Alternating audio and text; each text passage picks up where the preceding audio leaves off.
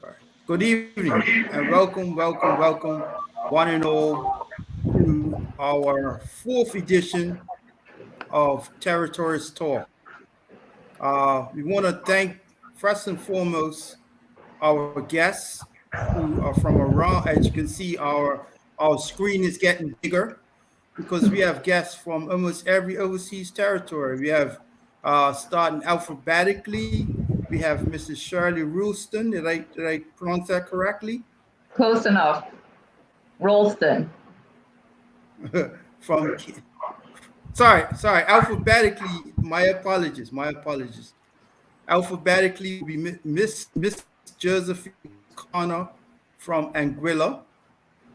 Then there'll be Miss Shirley Roulston, close enough, from Cayman Islands, and then Mr. Drexwell Seymour from Turks and Caicos Island, and my co-host, alphabetically speaking, is Mr. Eden Hurlston from the Cayman Islands, and my cousin, the project manager from the Republic of Frenchman Key, Miss Mrs. Shaina Archer, and I from the Virgin Islands, and I am Chris Famous from Bermuda.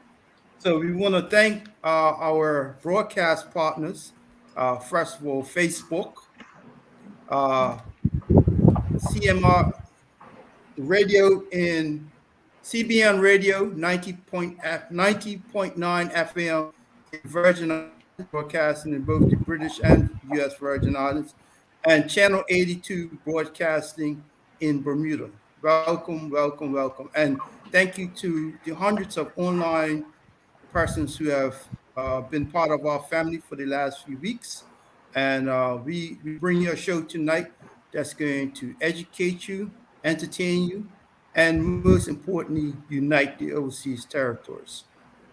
So, first up from Cayman Islands, we have Miss Shirley Roulston, who's going to speak about community activism and some of the projects that have been happening in the Cayman Islands.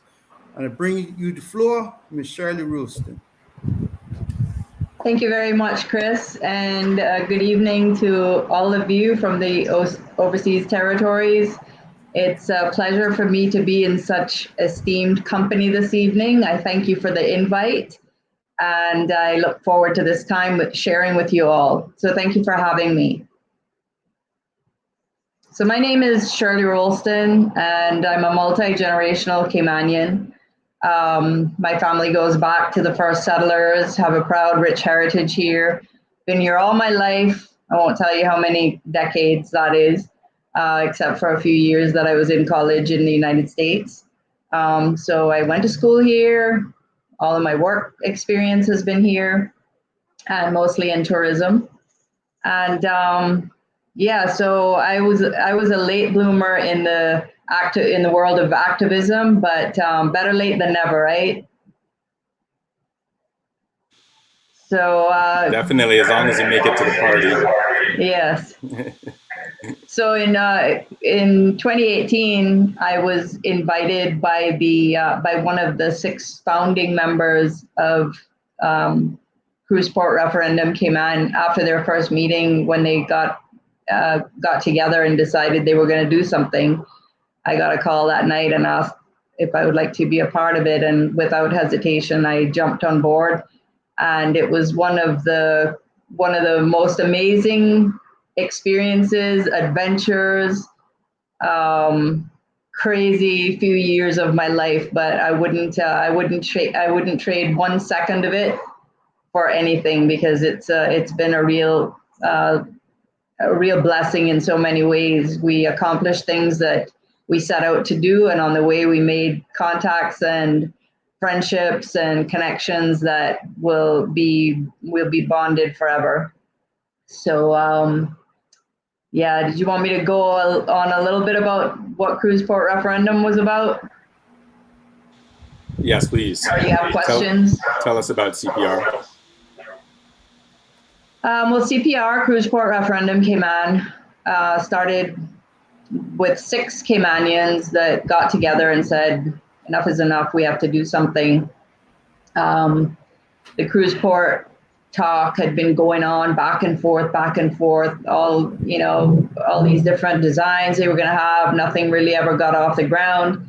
And then all of a sudden this monstrosity arose and was put on the table, and many Caymanians were really, really upset, and we were being sold a bag of goods that this was going to make everybody's life better. Everybody was going to be richer. Everybody was going to have more work. Everybody was going to be better off with this proposed cruise port. And those of us that have been around the block a little bit longer than some others knew that there's no such thing, to quote one of our members, Johan Moxham, there's no such thing as a free lunch. So we knew we would be giving up way more than we would get from destroying our biggest moneymaker, which is our marine environment, and particularly the marine environment that is on the west side, right in our port. So we set out to do a people-initiated referendum. To be honest with you, we had to start from -10 because so many people did not even know what a referendum was.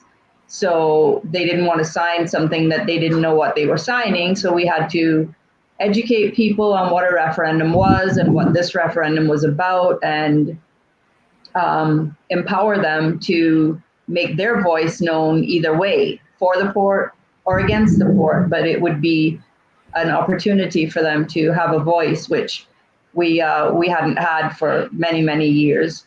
And so it took us a while to get the signatures, and government was not cooperative in any way. They did everything to trip us up, threw hurdles in front of us. The only thing they didn't do really was tase us, and we just kept going.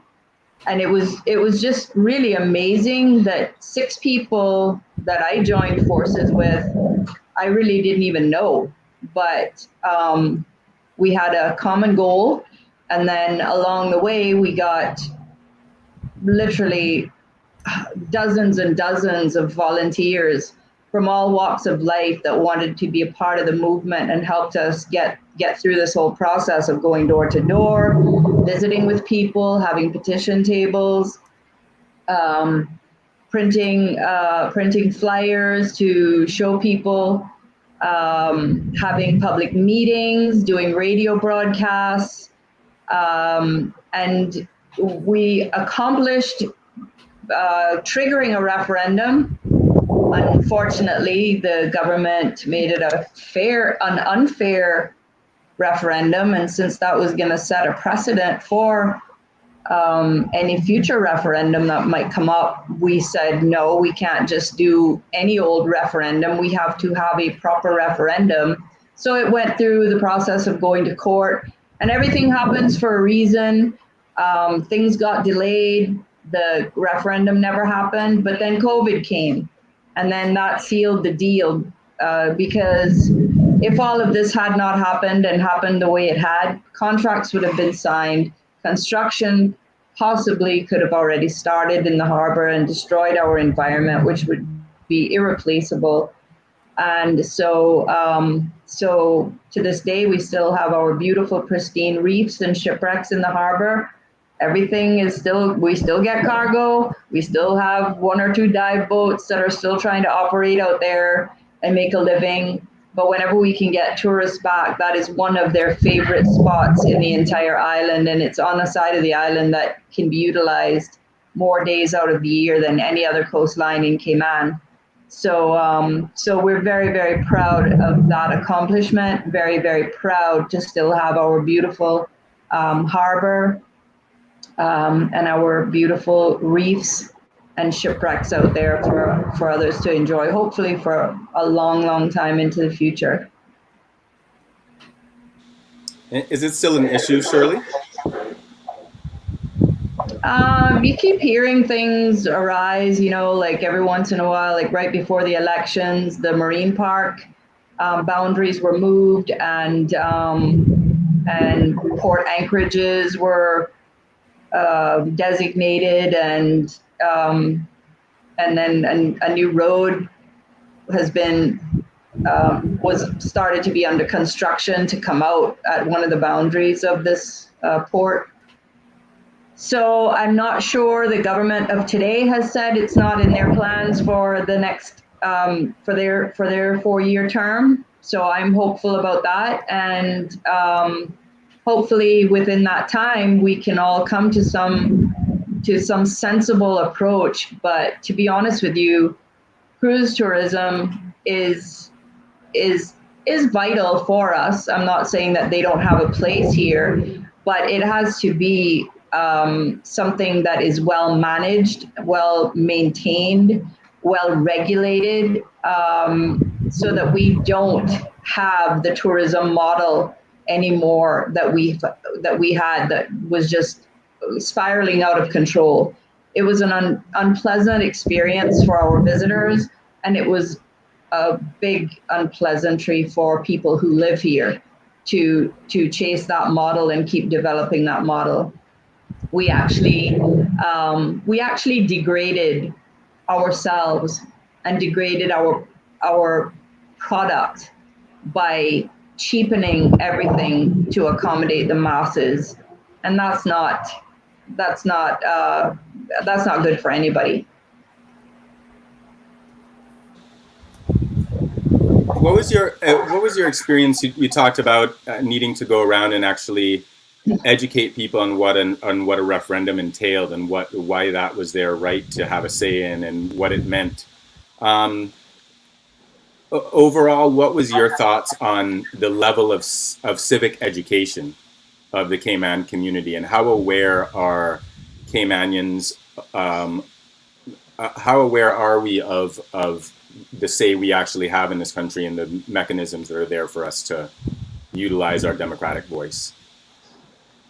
Well, a lot of people did not, like I said, a lot of people did not know what a referendum was. And because it was the first people initiated referendum, there had been government referendum, but this was the first people's initiated referendum.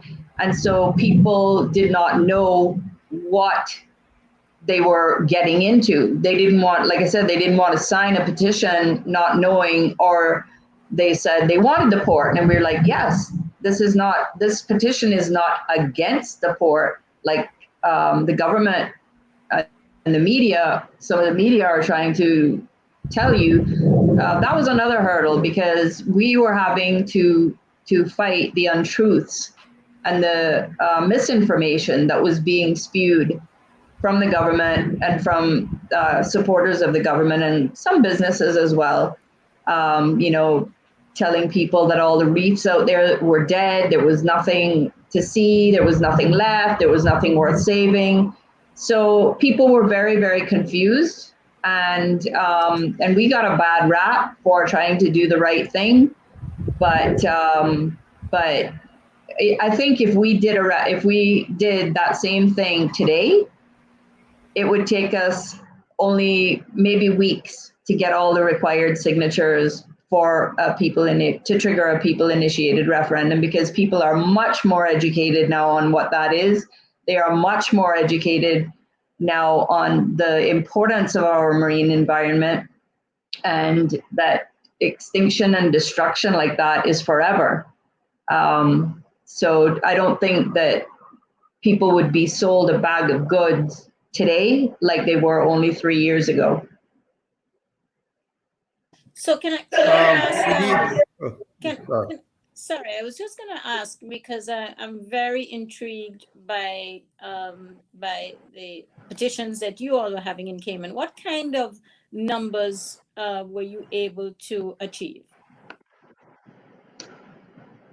We had to get I believe at that time 5,400 and something signatures, and we got much more than that. And thankfully for us on our team, we had an accountant who was brilliant enough to do a spreadsheet where we could internally verify all of our signatures to make sure that when we handed them in, we had the right amount of verifiable signatures that the government would be able to verify because we already verified them. We did have a lot that were unverified. They were not included in the count. They were included on the signature pages, but not in the actual count of validated signatures for the referendum. So without Linda's expertise in that regard, we probably would have tripped ourselves up there at the end.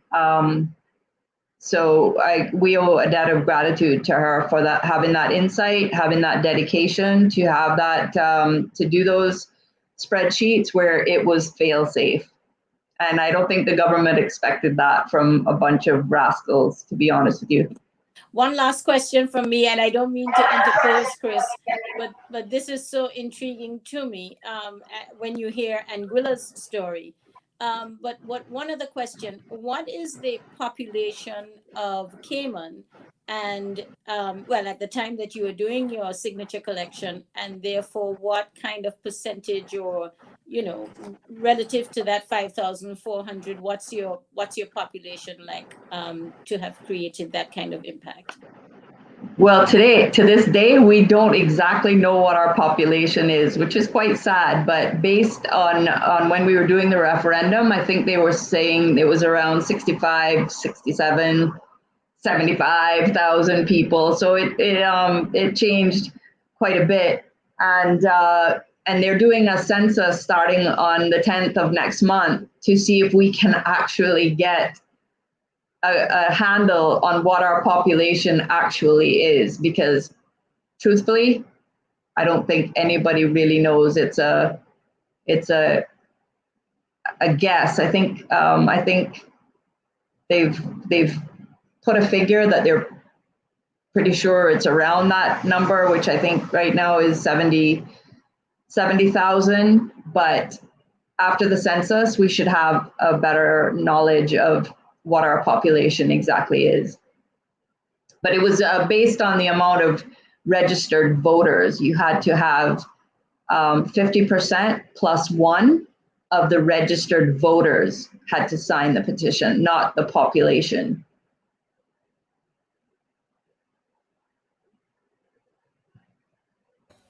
Oh, thank you. I have a question for you, Ms. Shirley. Go right ahead. Hello? I'm here.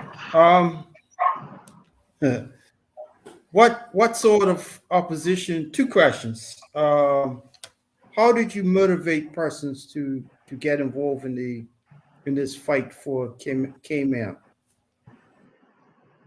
Mostly by being honest, providing truthful, honest facts, figures, information. For most of the things that the government was saying, we could refute it with actual facts and actual numbers and actual costs and dollar amounts. And so people, for a while, they didn't know which side of the fence they wanted to be on, and then they decided to follow the side of truth. And basically that's what helped us win the battle, was being honest and transparent and upfront, doing research. We had a lot of people that contributed to our cause free of charge. We had professors, we had doctors, lawyers, so many people that could help us with fact finding and everything else to be able to present truth to the people. And that was what helped us across the finish line, maintaining our integrity. So are people still in Cayman Islands? Are people still interested in activism? More so now than ever. There are so many people now that because of CPR, and they tell me this all the time, I'm sure Eden hears it all the time as well. People say, because you all stood up and gave us a voice, we feel like we do have a voice, and we feel like we can actually stand together and accomplish things. So many people now are becoming more active. As I am so overwhelmed by the the fact that our youth have jumped on board and they are doing so much to save what is left of our 3 islands for their future and their children's futures. And these are young kids. I mean, some kids, like even Eden's son, is so very young, but he's so very aware. And these kids are going to make their marks later on in life. They've already started, and we just have to encourage them, stand with them, support them, lift them up, be with them, guide them. And they're actually teaching us a lot of things. Okay. So I've been in Cayman 3 years ago, and I noticed everywhere I looked, I saw cranes up, I saw buildings going up, so on and so forth. And Eden has spoke extensively about the concerns with the environment. The question I have is, there are those on the other side of the fence who say, well, we can't have a good economy unless we have building. And that seems to be one of the main industries in Cayman Islands at present. How does one strike a balance, in your opinion, how does one strike a balance between the environment, the economy, and the people of Cayman Islands? Well, there's no question that construction is probably the booming industry here now, from before COVID, but especially right after COVID. Things have just gone like too far, too fast. And if we don't put the brakes on some of this, we're going to regret it, because it is a proven fact. Science has proven that our health as human beings depends on a healthy environment. If you destroy your healthy environment, cripple your healthy environment, you're going to cripple your country. You're going to cripple your citizens and their children. And one of the biggest contributors to destruction of the marine environment, and to one of the biggest threats to human health is actually cruise tourism. And there's just been a paper published, a friend of mine sent that to me today. I think it has over 200 contributors, researchers, scientists, and they all commit that cruise tourism is one of the biggest. Let me see if I can share a portion of it. Our paper highlights that cruising is a prime example of how the fates of our health and our environments are intertwined. We now need global legislation to minimize damage to both our oceans and our health. That's pretty profound. And that is science-based information. This comes from a very recent review. And it's from Climate Change News, and it's on cruise ship and climate health. So if you look at that, you will see that it has been proven now over decades of study that our health depends on our environment. We have got to do more here in the Cayman Islands to protect our land and our marine environments. Most of our mangrove coastline has been destroyed, and we are suffering from that already. And if we do not get a grasp on, the fact that we can't make everybody rich and we can't make everybody poor to try to make a few people rich. And so we've got to find that balance. It's going to take political will. It's going to take the people standing up and saying, you know what, we need to change some of our legislation. We need to change some of our zoning. We need to change planning laws. We actually have to make some plans for our future. And some people are not going to be happy, but most Caymanians will be happy. So let me thank you for this. Let me ask you this question. For many of us in the Eastern Caribbean, we haven't been to Cayman Islands. We heard a lot of good things about Cayman Islands, and I venture to say most people in Cayman Islands have not been to. Most Caymanians have not been to the Eastern Caribbean. How can the people of the Eastern Caribbean, the overseas territories on this side, and the people of Cayman Islands, how can we better foster relationships amongst each other? Through things like this, Yeah. through talks like this, interaction, communication. We have more in common than we have differences. So I've been to Turks and Caicos. I haven't been to Bermuda,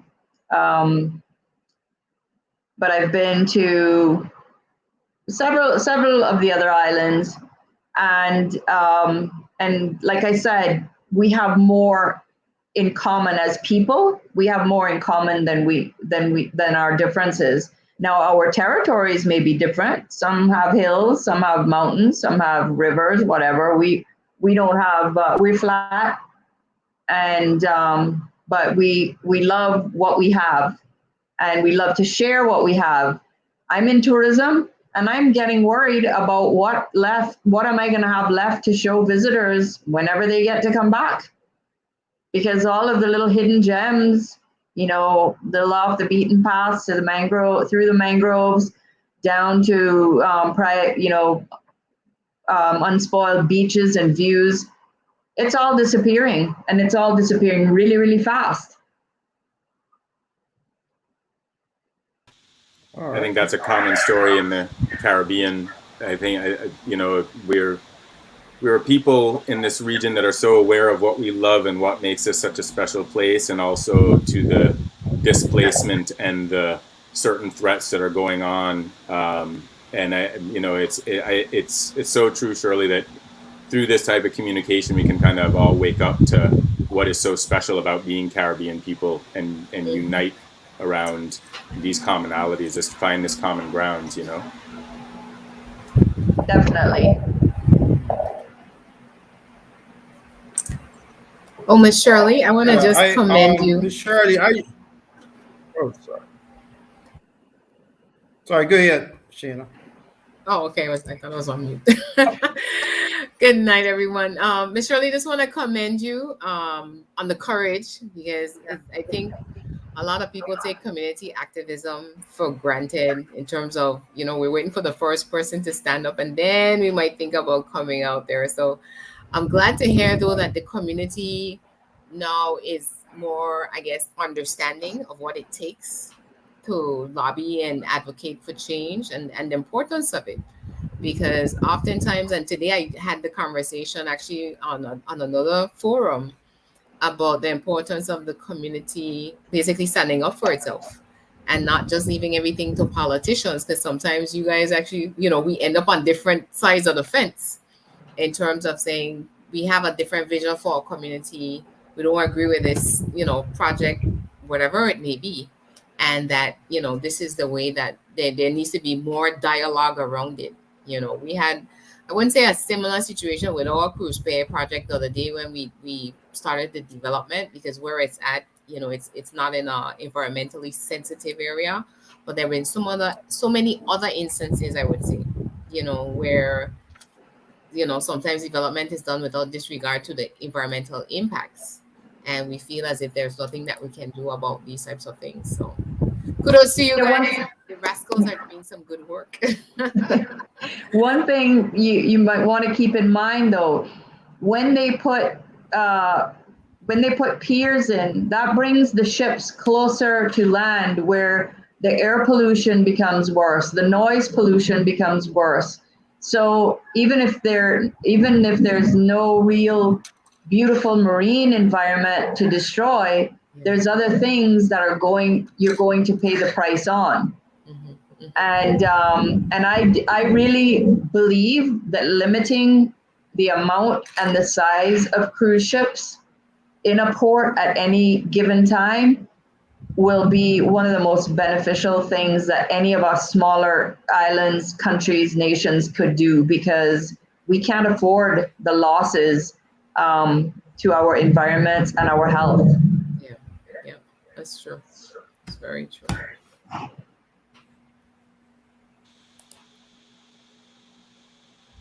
What do since we have such a diverse regional group here, they're coming out with all these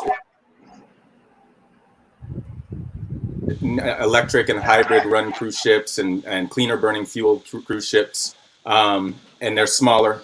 And Chris and I have talked before, and Shaina, we talked a bit, just kicking around the thought of what if the Caribbean owned its own cruise line that paid fairly, that was culturally sensitive, that had ships to scale of where our people live.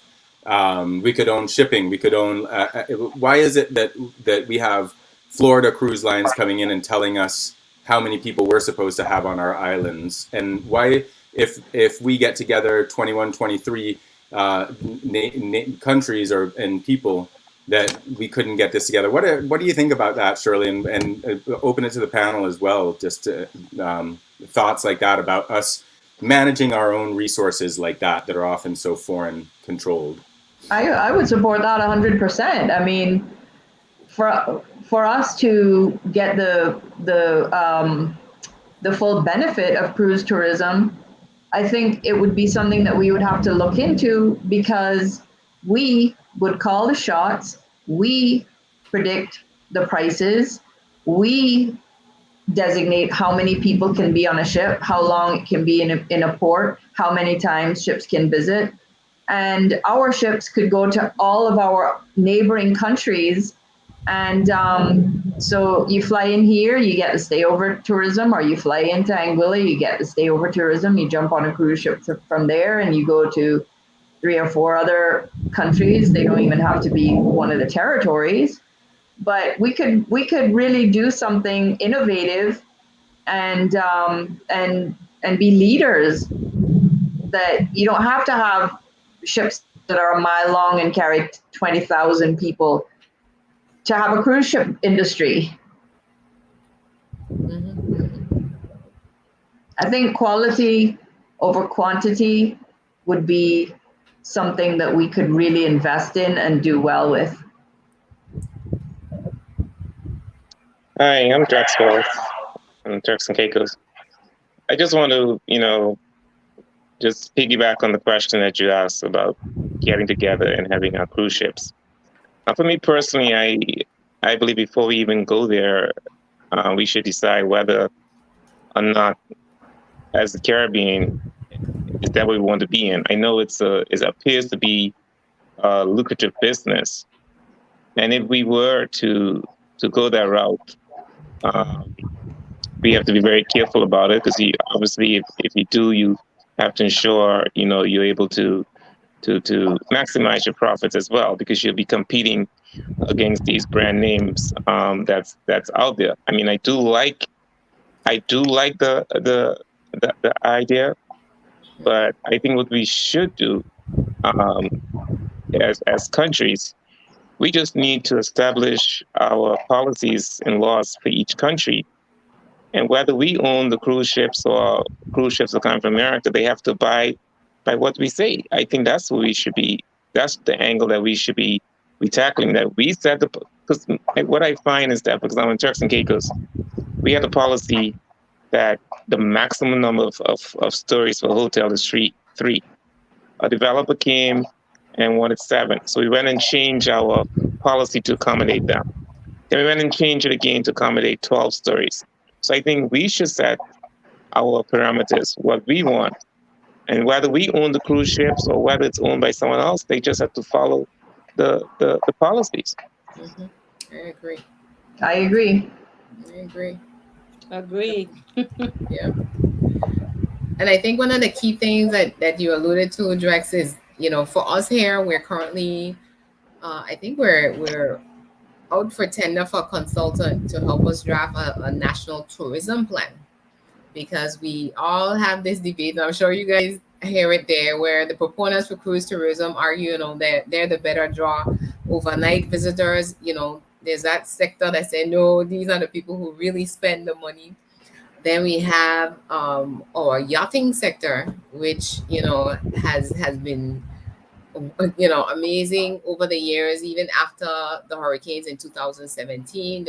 The ability of it to rebound and bounce back, because the industry itself had some resilience in it, and that we need to make that determination again, what our tourism product is. You can't be all things to everybody, because again, as Shirley explained to us, there's so much cost to these things that sometimes the costs are more than the benefits. So, for us, we have a lot of luxury properties. And if it is that we decide, business tourism, the luxury properties, maybe some family tourism, and the yachting is what we want, then, the cruise can come and go, but let's not build ourselves around it, because we know that we're not, the benefits are not as large as, it is with those other industries within the tourism sector. And that's so key, that I think, you're right. We have to make a determination from an economic standpoint and the social impacts that these things have, and decide, you can't try to grab everything up thinking you're going to get more, but actually be able to say, maybe we need to focus more, build this out, and go from there. We have a couple comments. Let me just pop them up. So we could probably also comment on what the audience is saying. The key for success in cruise tourism is our respective elected governments and tourism ministries must represent interests of the country and local stakeholders. The destination is the draw. Amen.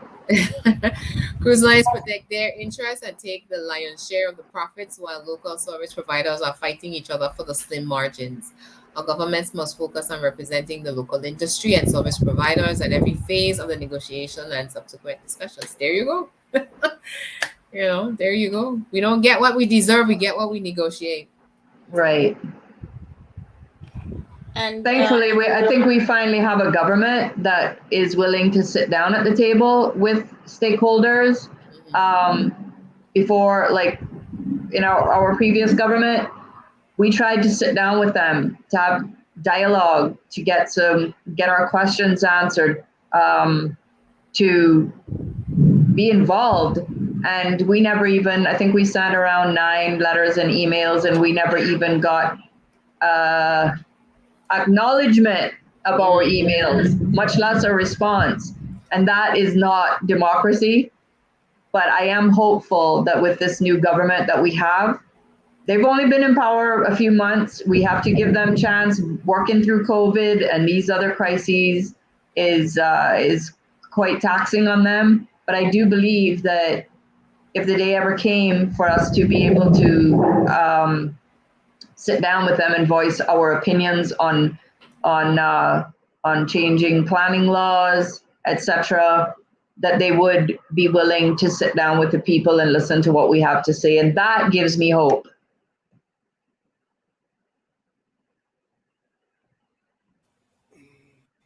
All right. I just want to, Shirley, I had watched your work from afar years ago, and you are not just a Caymanian hero, but you're a Caribbean hero. So I just want to say that on behalf. And I know that part of the reason why you even have a PAC government is because the work of yourself, the CPR and the Rascals, you inspired people to say enough is enough. Not just enough is enough, but we want and we deserve better. So I just want to thank you for that. But that was definitely a team effort, and there is no way on this earth that I would ever have taken any of that on without the support of the rest of CPR, all of the rascals, all of our sponsors, donors, and supporters from around the world. I would never have done it without every single one. So that was a team effort of which I am very proud to have been a part. Awesome. I'm indebted to those folks forever. Well, thank you for coming and representing Cayman Islands. And as time goes by, Eden will tell us which other rascals we'll be having on. Okay. Well, I've got to run, but I just want to say it's been my honor and pleasure to be on the show with you this evening. I do look forward to meeting each and every one of you in person one of these days, here or there. I was a flight attendant with Cayman Airways, so I spent a lot of time in Turks and Caicos, and I love it over there. But I would love to meet each one of you in person, and I look forward to being on this chat some other time and sharing with you all some more. Keep up the good work in your territory. Same to you. Thank you. Thank you You so do much, as well. Shirley. Thank you. God bless you all. Thank you. Have a great evening. You too. All right. God bless you too. So our second guest, woman in leadership, is Miss Josephine Gumbs-Connor of the island of Anguilla. For those who don't know where Anguilla is, just look on a map. Look up A and you'll see Anguilla. I have some family there. I don't know much about Anguilla as much as I should know. I'm So surprised I'm you sure didn't Miss say. Josephine Gumbs-Connor. Well, I know that one person who knows Anguilla quite well would be anyone in the BVI, because I think so much of our Anguillian names and heritage are part shared with BVI Islanders. So, Yep. I once had the pleasure of working in BVI for quite a few years, and our people are one people. That's all I can say. So I'm pretty sure if I were to go to Turks and Caicos and Cayman and Bermuda, I'm sure we're gonna bounce up on the family line at some point. At some point, Absolutely. the ship dropped us off at different points, but Oh, we're yeah. all there. But thank you for having me, Chris. Thank you for reaching out, and I'm already very stimulated by the discussion. It tells me that already we have some points of contact. I didn't choose to chime in on the fact that even in Anguilla we have a very contentious prospect insofar as cruise tourism, and something that seems to be considered by the current government, but which has the potential really to destroy one of Anguilla's very small villages, Sandy Ground, basically almost like a strip of land separated by the salt pond of historical significance on one side, and the a beautiful beach, Sandy Ground Bay, on the other. So, but that seems for the time being, COVID does have some few blessings, and perhaps that is one. So it hasn't, the discussions on that have really been at this point completely overrun by Anguilla's very hot button issue, and at which really we intersect on the point of community activism, because it has been a while that when Anguillians came together on an issue. And this is one issue, the consideration of a bill that has been transformed into law, the goods and services tax, that really has incentivized people to throw their weight in. And listening to Shirley, I was very much buoyed, and that's why I asked the questions, pertaining to population versus what was the required number for them. And when I look at the fact, I'm not a mathematician, but 5,400 seemed to have been their magic number in terms of registered voters. And when I think of Anguillians who, over the span of just 1 week, in a population of 15,000, and granted, they would not all have been registered voters, meaning Anguillians, but perhaps living abroad, because we did encourage visibility by our Anguillian diaspora. But aside from that element, to have 2,000 resident, fairly resident population of 12,000. Tonight, I hope those Anguillians that are listening recognize that apples to apples, per capita, as it were, really has been a really tremendous effort. And tonight, I really step back and, consider on the weight of that and the fact that Anguillians really came out in their numbers to speak. And so if you permit me, I'll be happy to give you a little bit of background of what the voices of Anguillians are speaking to in the context of what's happening on our island. I'll frame it by, I love to think of certain quotations when I think of these kind of discussions. And so I as I prepared this evening, I reflected on an old quote that I once, in my not too distant past as a radio talk show host, I shared once with the people of Anguilla. And it's an old quotation from Lord Chesterfield, who was one of the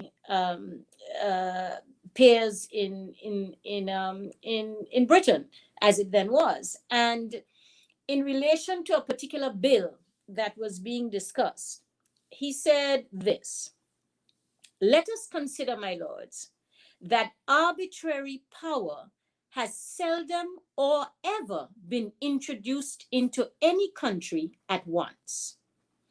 It must be introduced by slow degrees, and as it were, step by step, lest the people should perceive its approach.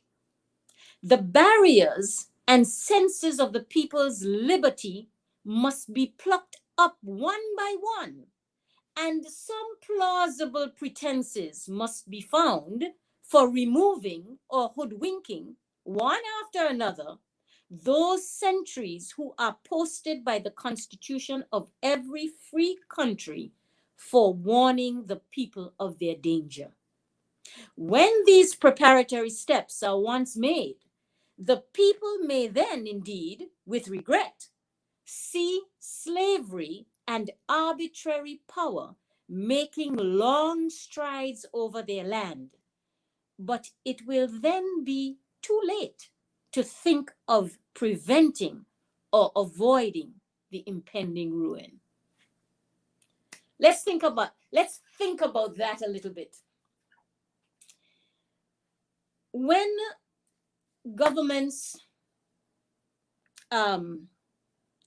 introduce certain laws,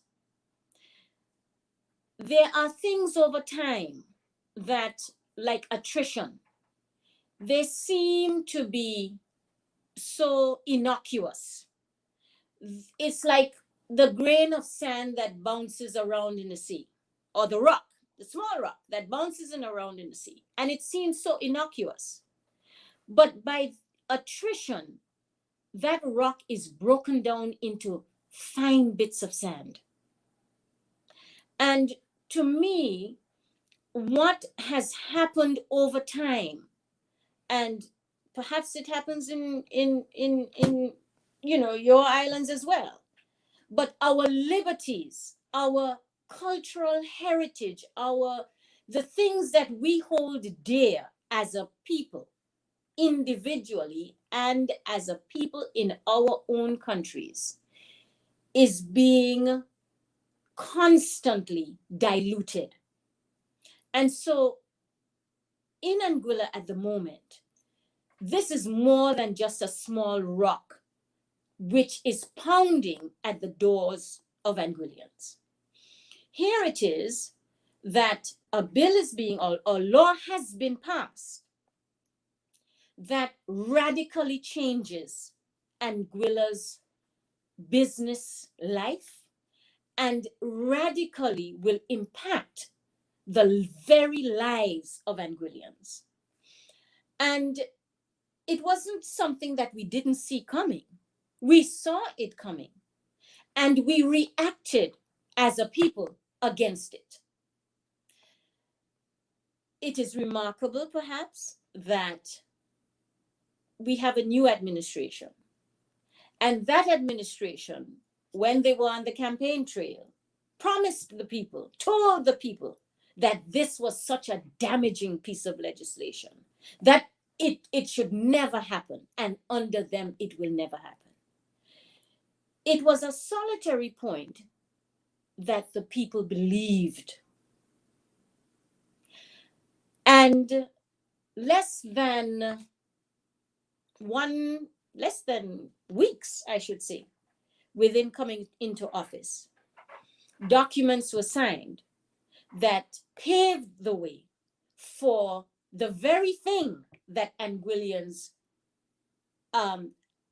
were resoundingly suggesting that they did not want as a people. Now, so Ms. Connor, one quick, I'll wait till you finish. You go right ahead, please. So I know that, I'm not a politician, but I know a lot of politicians, they make a lot of promises during the campaign because, they just feed on people's emotions, and especially in opposition. But when you become the government of the day and you realize the situation in your country, you realize it's not what you thought it was from the outside. And so could it be that they were against this GST, but when they get in power, they realized that the country didn't have any sort of money and they needed some sort of revenue stream? Could it be that they were forced to do something like this to ensure that they have some sort of revenue coming into the country? Oh, absolutely. That is going to be, obviously, that you it's spoken like a politician. And indeed, that is indeed the case, that our government, having come into office, said that they were faced with things that they knew, but perhaps did not have the full amplitude of. That's one thing. However, isn't it also consequential that one should then come back to the people? The same people on whose shoulders you stood and rode into office, shouldn't you then come back to the people and say to the people, this is what we are faced with? Yes, I agree with you. What will you have us do? I agree with that. You see, we're talking right now about community activism. And we are also aware that there is something called participatory democracy. Participatory democracy does not check only at the door of elections. Participatory democracy, if you subscribe to the principle, should also mean that there is a constant engagement with the people whom you are engaging. So to me, it holds absolutely no water to tell us, on the one hand, that this is something you absolutely will not do, and then you go and do the very thing without consultation with the same people. That, to me, is a travesty. It betrays the goodwill. It betrays people's faith in government, and it destroys the fabric of participatory democracy. And there's a reason why the same government felt that, along with the people of Anguilla, that this was such a damaging piece of legislation. You can imagine in a country of 12,000 people that does not have a perhaps as a great financial base in terms of a business population. Government in our island is the majority employer. Uh, the level of business in Anguilla is not sufficient.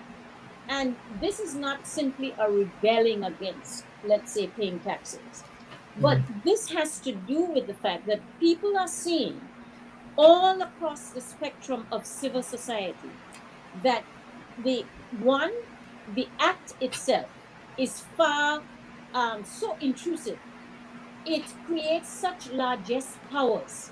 For example, the controller can demand, not through a process of the court, that you come in on oath and you have to submit, to questions by him, etc., and anyone whom he chooses.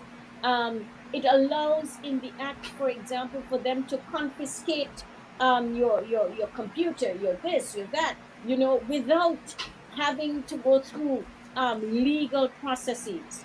It sets up a situation, for example, if you have a dispute on a tax amount that they have allotted, that they're telling you you must pay that amount first before you can even submit your claim.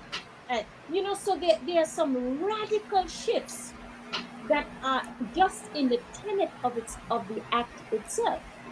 But far more worrying was not just the incredible breaches and signals as to its unconstitutionality, but what was far more egregious was the way in which it happened.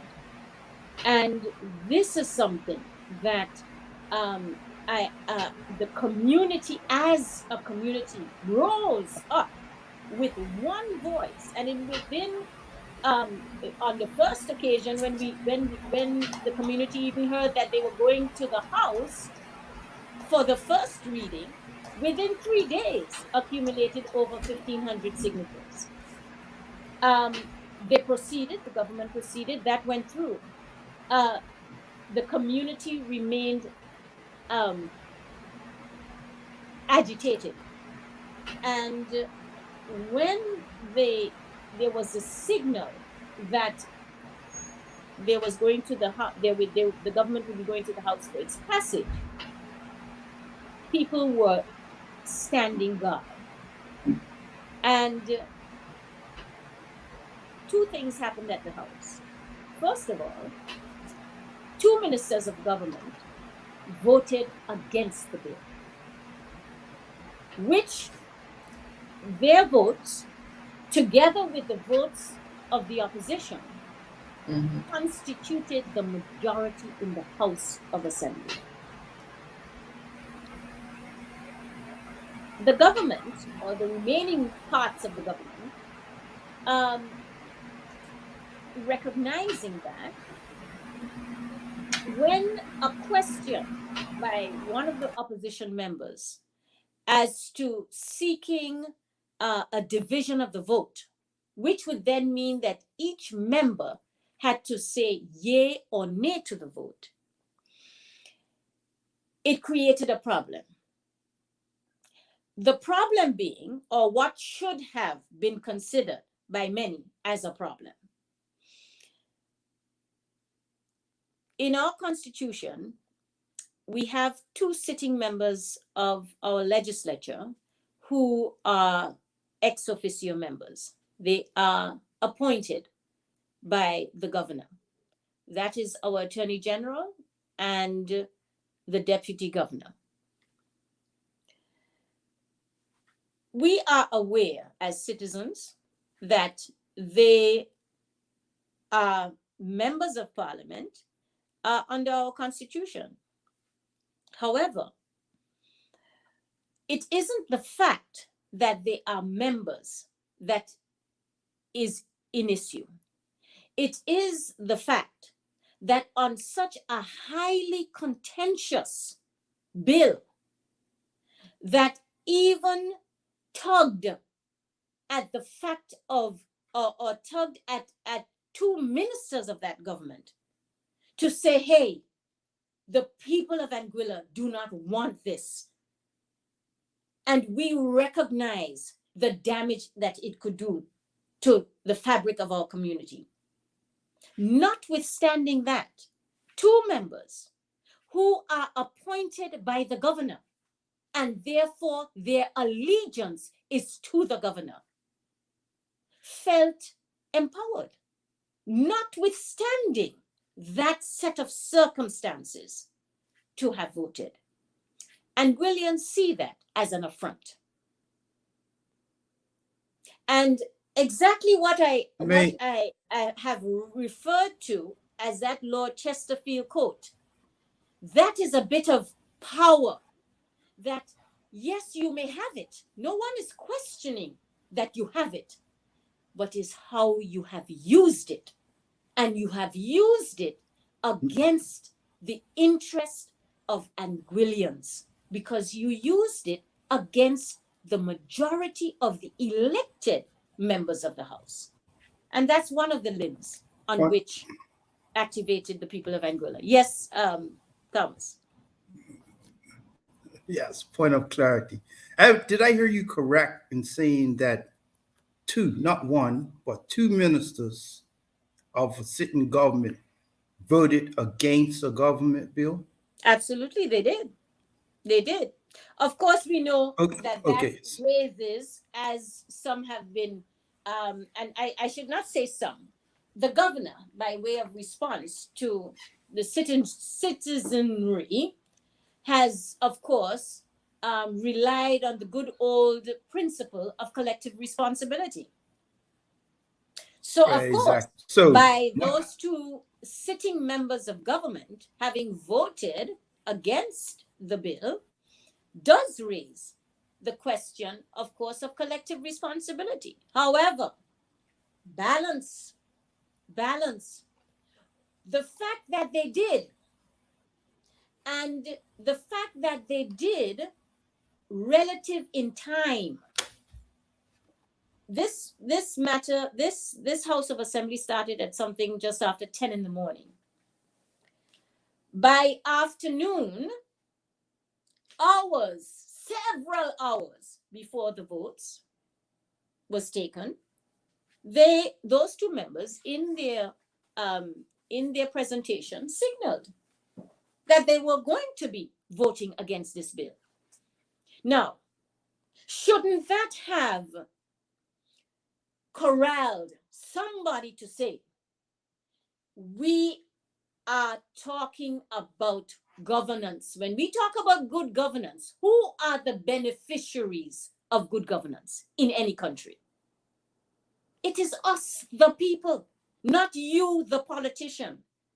It is us, the people. We are the ones who are the rightful beneficiaries of good governance. Therefore, if you have two ministers who are courageous enough to buck the principle of collective responsibility, and truth is, be told, if you are going to make that stand, then you should make it with clarity and make it in such a way that if you have to say, I have signaled, and Mr. Premier, if you want me to resign on the basis of collective responsibility, then do so. But the fact is, they did what they did. We cannot undo it. We can't unsee it. We can't say it didn't happen. It happened. Therefore, it having happened, not as a measure of surprise. This was already we're a small society. We're talking about 12,000 people. So there was already that kind of background discussion where it was becoming evident that those two ministers were going to be voting against the bill. So in the same way that we, the people, knew that, the government knew that, the governor knew that. So doesn't that motivate someone to say, pause? The people of Anguilla are saying something to us. What happened to those 1,500 signatures that were communicated to the governor who chairs our executive council, collected in 3 days, in which the people of Anguilla were saying, we don't even want this to go to the first reading of the House? Do you constantly ignore the people? Do you step on our necks even when we are saying to you, hold it? But there's more. It wasn't just that those two members or ministers did that. What was interesting is that after the first reading, that I must say, the people of Anguilla felt hoodwinked. We didn't even know the first reading happened because it happened in the last minute and 40-something seconds before the House closed. The people were led to believe during that hearing that, which established in the early part of the hearing, the Speaker established a select committee. First time happening in Anguilla, people were buoyed by the fact that having written to petition the Speaker, asking that this first reading not happen, the Speaker opened the House by taking on board this petition that she'd received with over 1,500 signatures, and that she was going to be establishing a procedure of a select committee chaired by one of the members of the House on the side of the government. And under this select committee, persons who wanted to ventilate why they were having this issue with this bill could do so, etc. People were inspired. We sat down thinking, wonderful, community participatory democracy at work and working. Only to see a minute and 40-something seconds before the House closed, there was a bill for the first reading of the goods and services tax. So. That's it, done. And it happened. But all of this forms a template. It forms a backdrop. And therefore, at this hearing, to the select committee, which was established by the government's own proceeding in the House, turned out where members of the business community, members of persons from the church community, members from the bar association, persons attended and gave testimony. Ordinary business persons gave testimony as to why this bill should not be implemented at this time. Notwithstanding all of that, the report of the select committee was tabled in the House, let's say on the Friday, posted on the government website. Nobody even, not communicated in mass media to let the people know this happened. No. Tabled in the House of Assembly on the Monday. And by the Thursday, the bill was transformed and passed. Nothing to engage the community who had presented alternatives to your question, Mr. Seymour. The government came in, they faced certain fiscal constraints. There were persons who were proposing alternatives that came out in that select committee, proposed alternatives that would allay those fiscal burdens and yet not destroy the society, which this bill or law has the potential to do. So Ms. Connor, how much is the government projecting that this GST will bring to the revenue stream from it, and what is the current deficit level in Anguilla? So a couple of things. One, just so we understand in time, this bill or law does not take implementation until July of 2022. Oh, okay. Yeah. But in terms of our level of borrowing or our debt, we are something perhaps in about $400+ million debt. That's U.S. or EC? That's easy. This is over a population of, as I said, at this point, 12,000 people.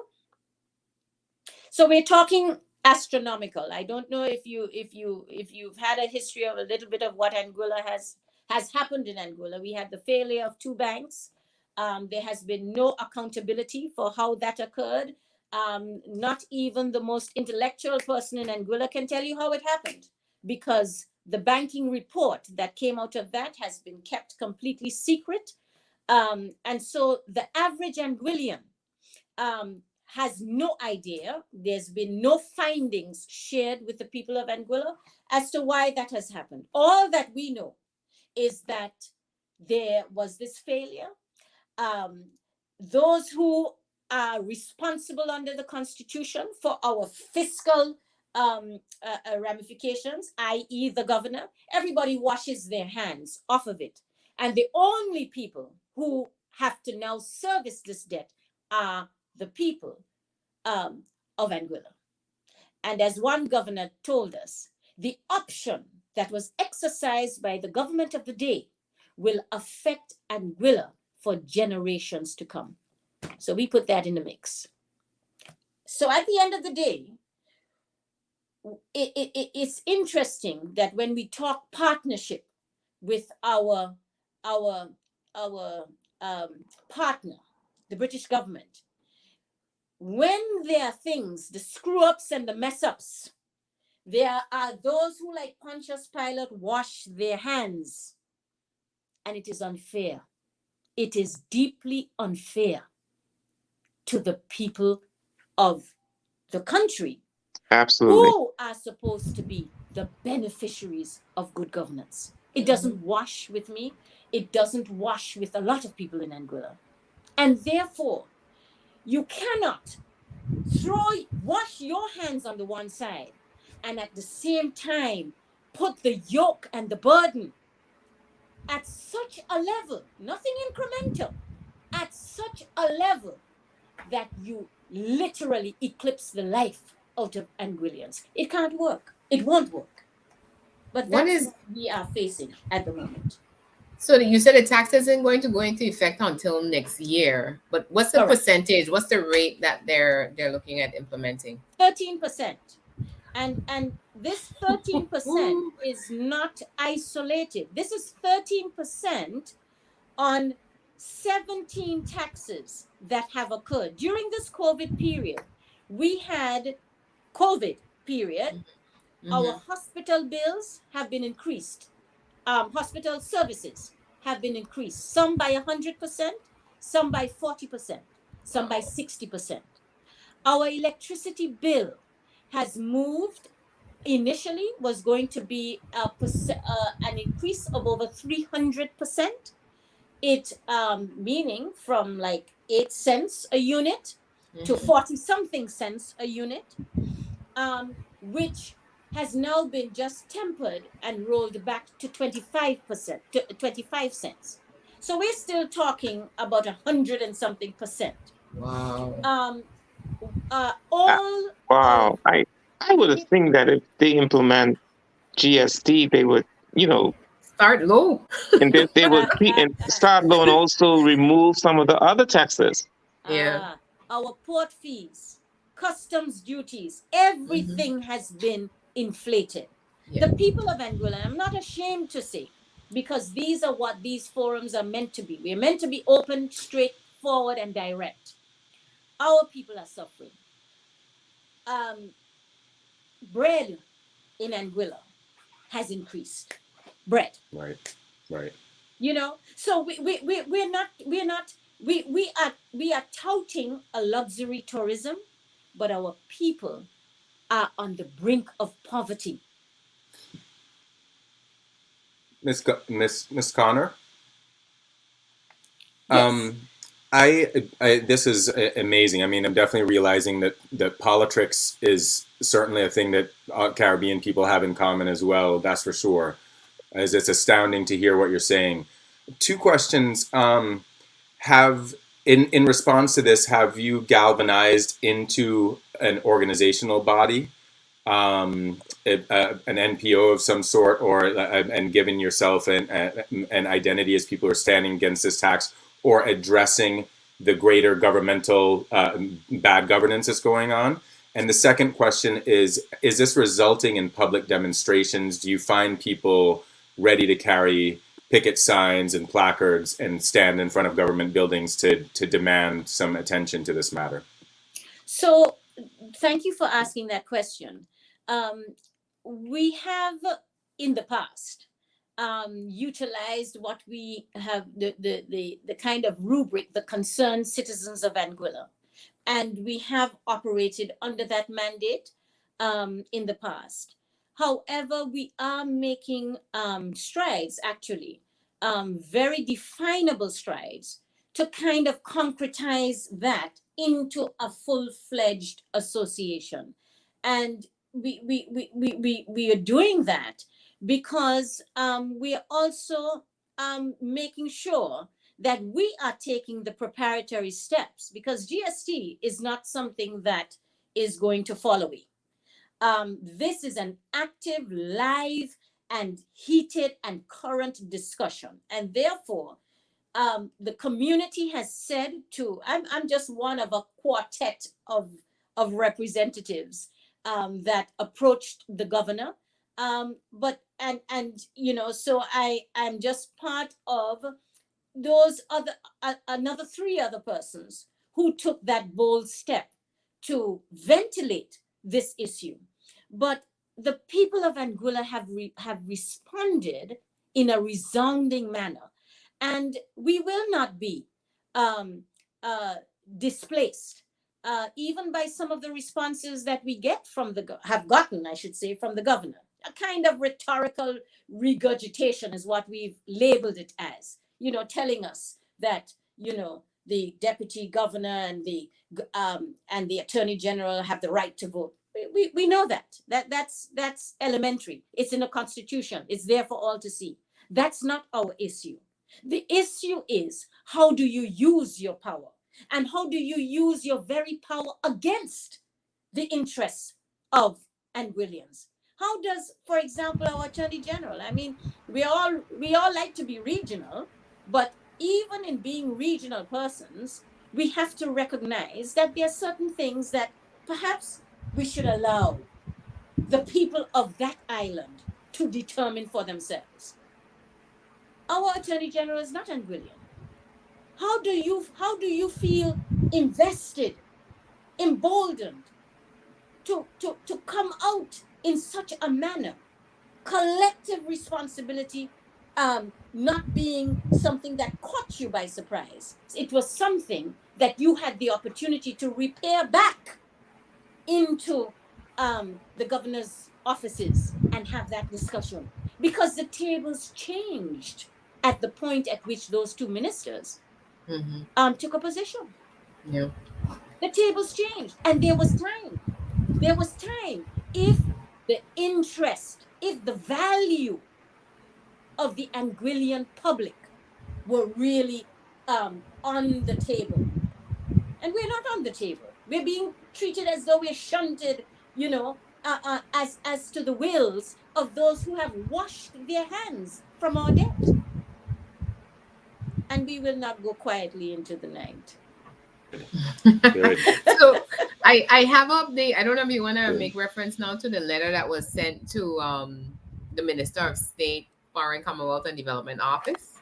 Absolutely, sure. Okay. So I will just mention a few touch points, because it was, how shall we say, it was a document, 17 pages, on which we basically made our case to the Secretary of State. Under our Constitution, the Secretary of the State is the one person who has the power to disallow a law.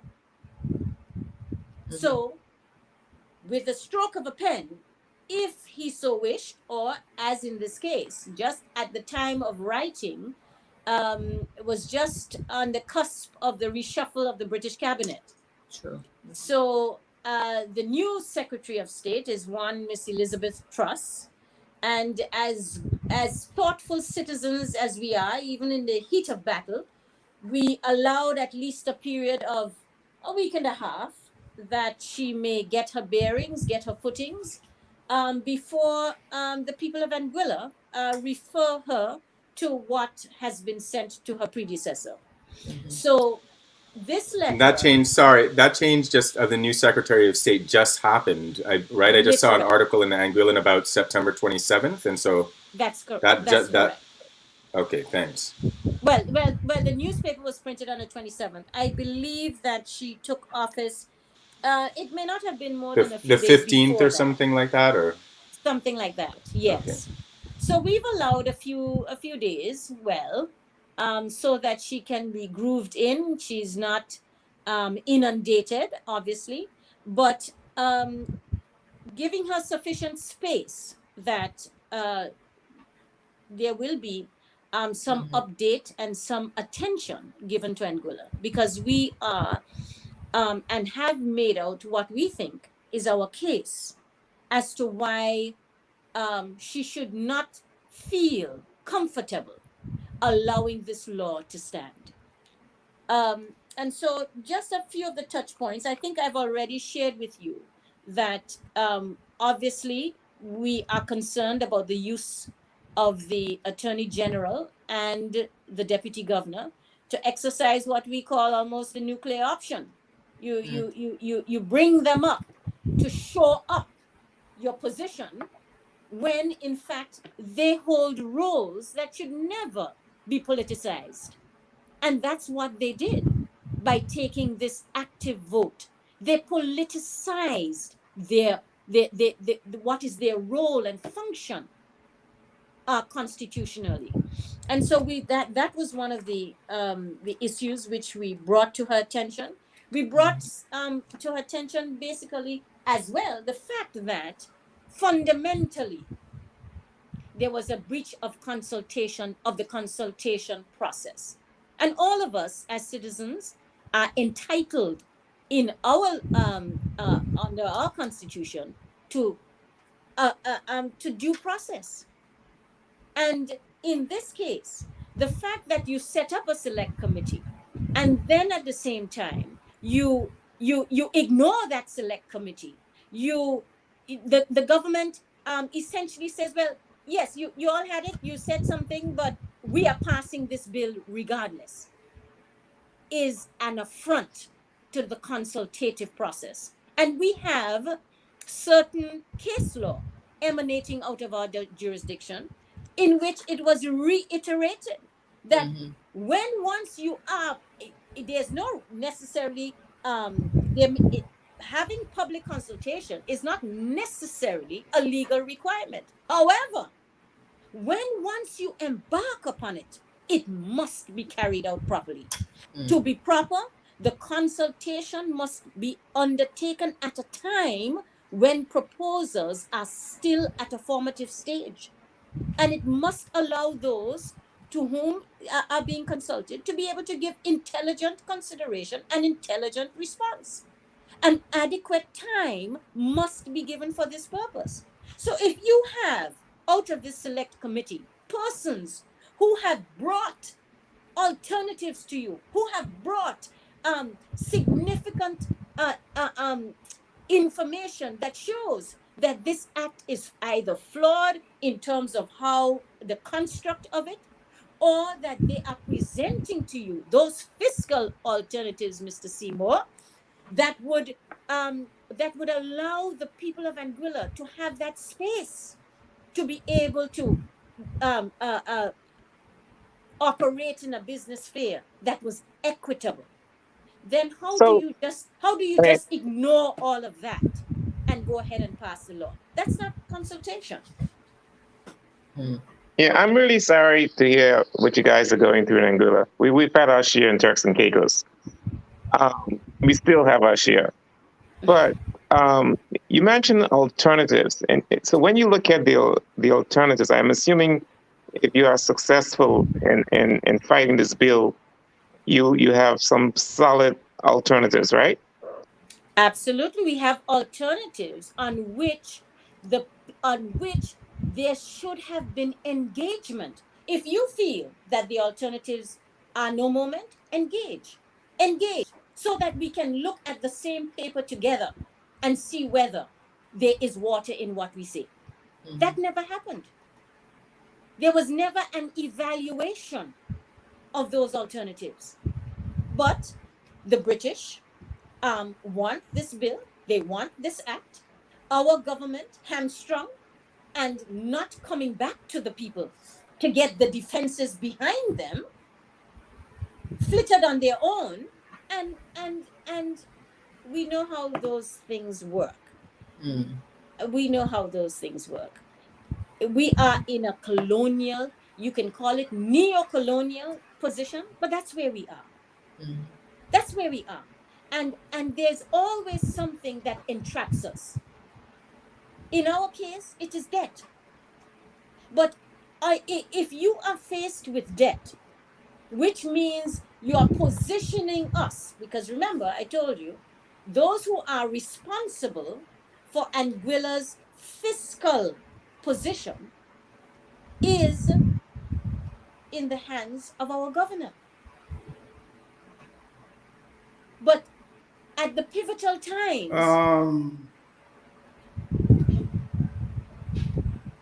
sorry, go ahead, Thomas. Let me interject here for a minute, all right? Sure.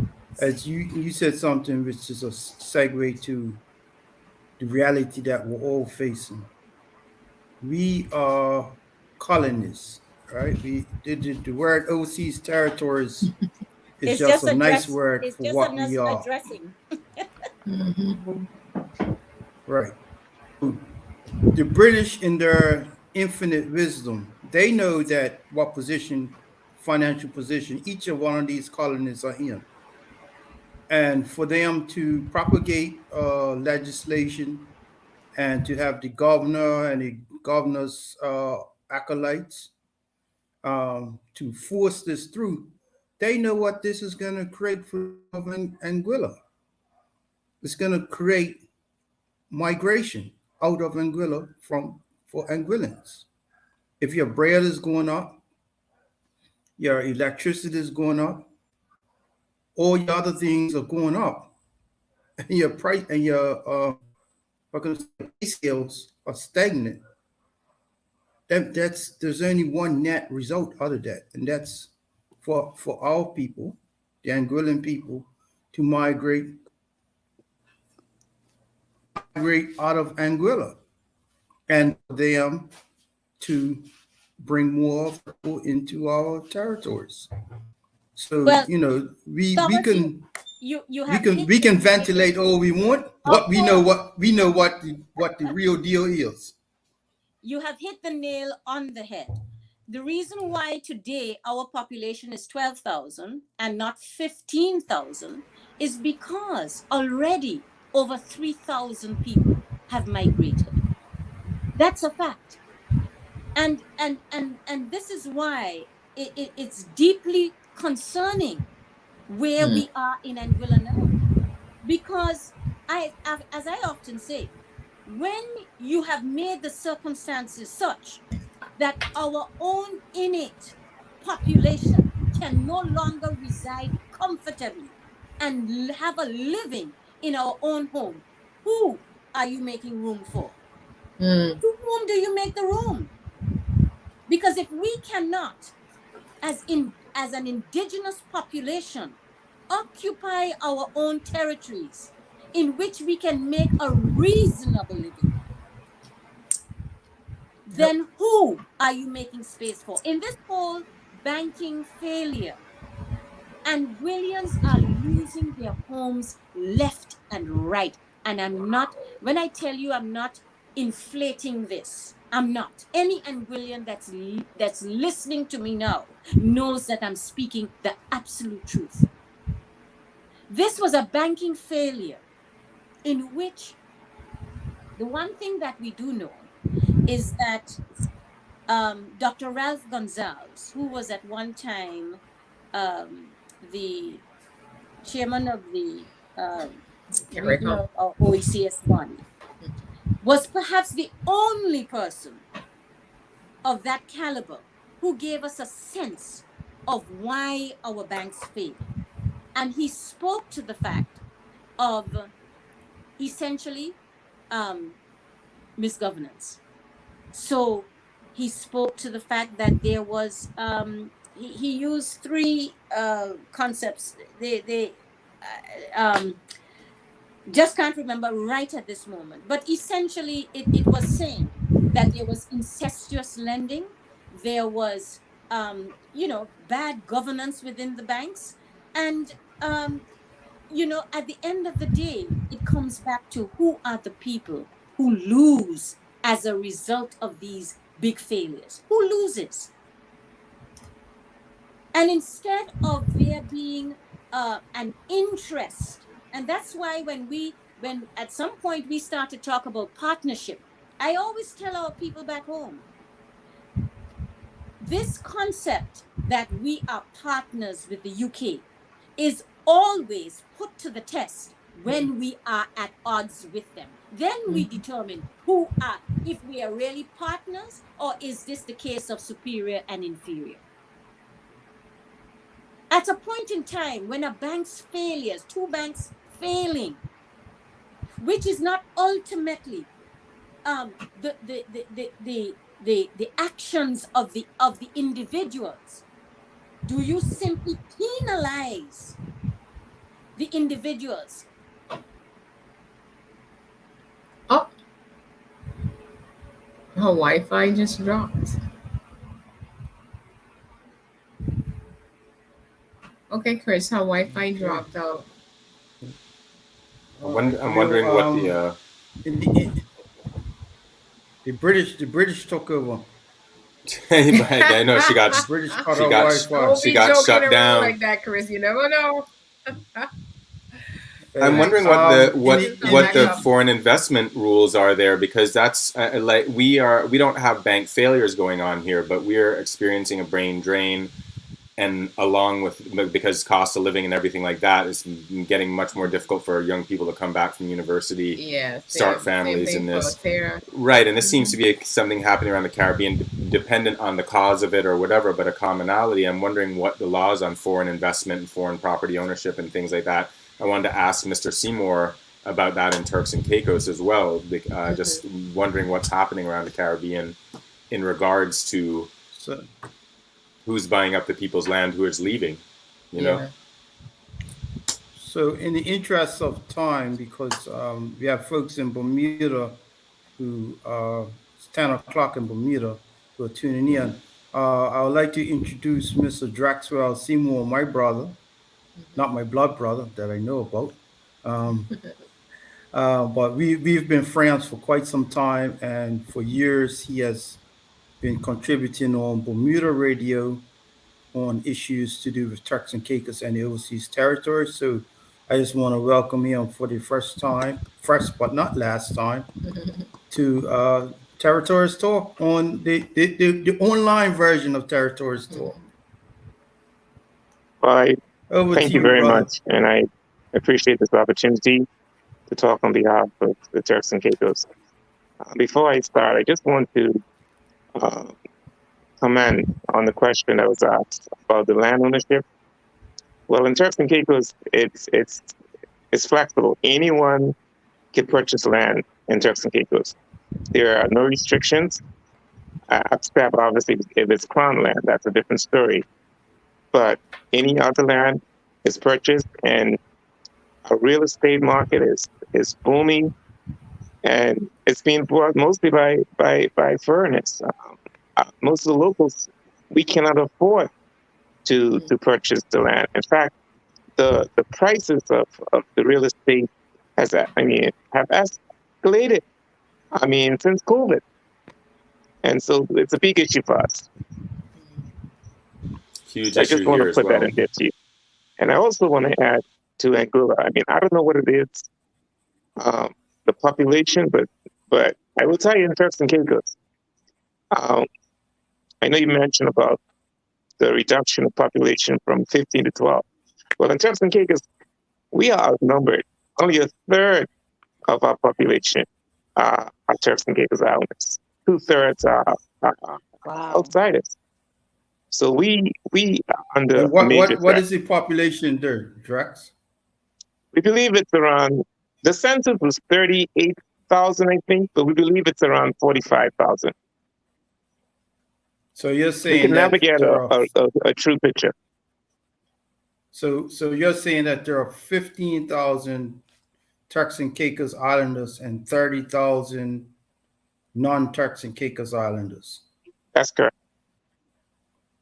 Okay. And do you find a lot of Turks and Caicos Islanders have migrated out?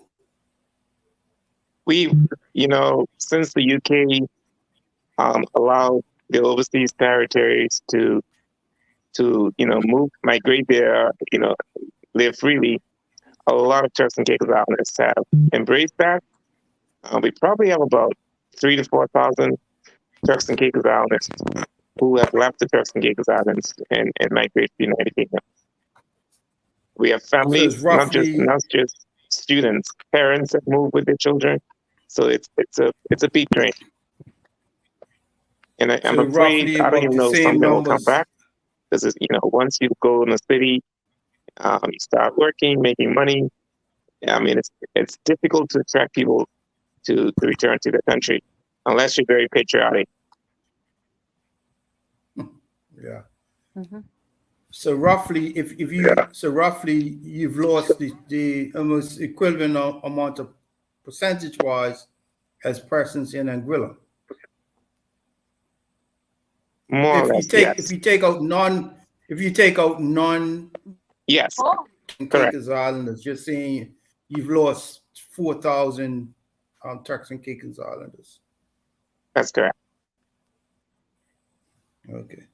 Miss Josephine Gumbs-Connor, we're Apologies, allowing I apologize. to Yes. chip in. No problem. No problem.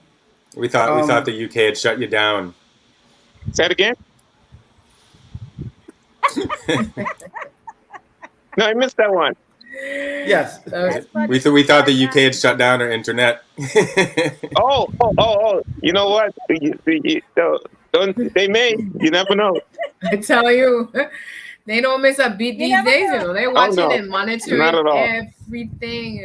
everything. So I'm sure Drex, just give us. I'm sure I have a large file. Okay. So Drex, can you just give us an idea of what's going on in Turks and Caicos right now? Because Sure. many of us don't know. Sure. Thanks again. So we have a new government that came into power on February the 19th. So we have 15 elected seats, and the new government won 14 of the 15 seats. So that's been now 7 months since they've been in power. And I will say, I want to start with the COVID. I will say that we have a good vaccination rate. We have about 72% of our population is vaccinated. And we opened our country, I think, in July under the previous administration. And we have been so blessed. We have had our numbers of tourism arrivals were sometimes greater than what they were in 2019, which was pre COVID.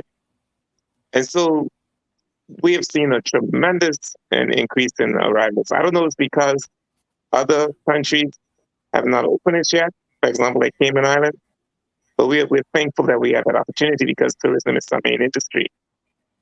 And then the government passed this policy that all visitors must be vaccinated. And that came into effect September. Now, I don't necessarily have an issue with the policy, but what I do have an issue with the notice. I think they told us mid-August that come September 1st, we will have this policy that everybody must be vaccinated. And I thought it was unfair to the travelers, unfair to the industry, because you have people already at their accommodations booked, tickets booked, and you need at least, if you take a vaccine, the first shot, the second shot, you need at least a 3 weeks, grace period. And so that part I didn't support. And so we've seen a very, very slow month right now, which is normally slow.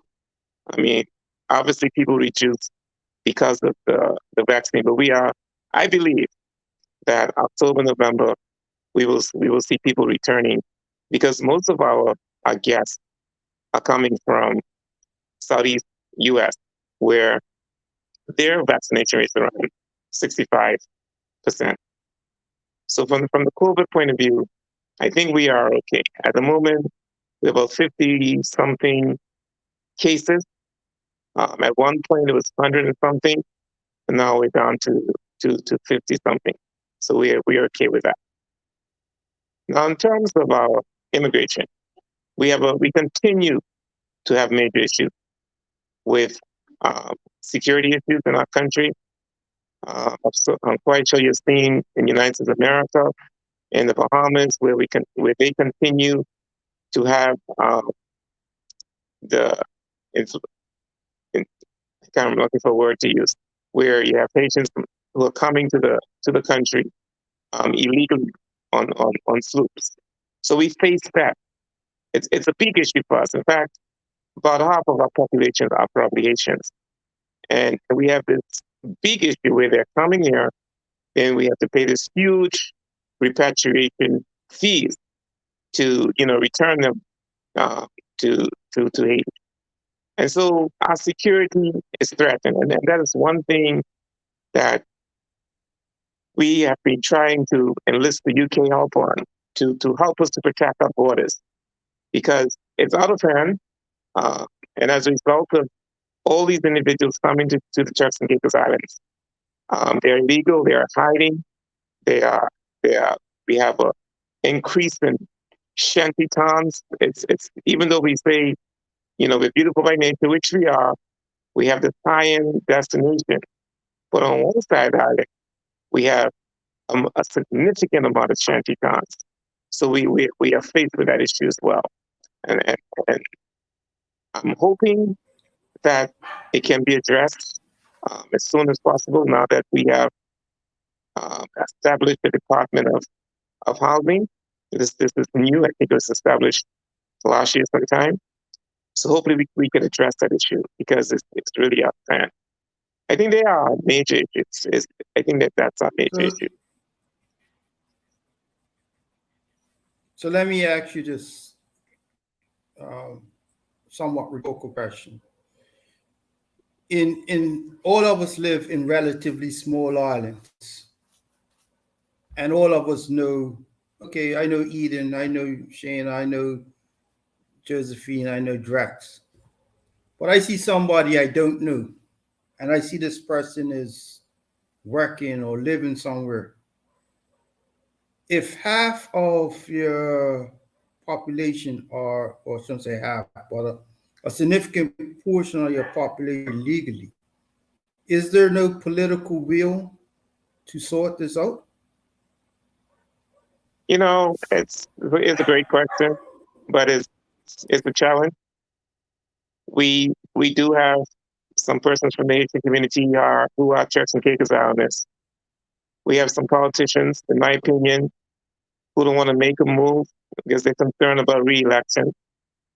We have some residents who are using these individuals as cheap labor to work for them. And so it's a challenge for us. And I believe if we have more people that are focusing on the betterment of the country, I believe they should be addressed. Too many of us are too selfish. We're thinking about making more money, what we could get out of it. And I think that's an issue that we have. Until we reach that point, where we put our country above anything else, I believe we could have that issue. But right now, I'm not sure we have the political will to answer your question. Yeah, that's unfortunate. It's very unfortunate. It's because the way this country is going right now, I mean, 5 years from now, you know, we will not be the same Turks and Caicos we were many years ago. Yeah.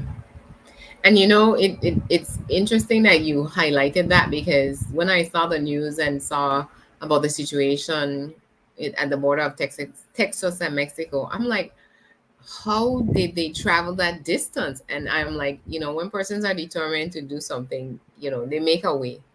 But persons don't understand there's impact. Again, the social impact and the cost that's associated with these things. We don't experience, I don't think, to the degree that you're talking about, in terms of illegal entries. Here and there we may have we find somebody dropped off persons on the back of one of our outer islands and say to them that they are in St. Thomas, because really and truly they're trying to get into the US, so they're trying to go through the USVI.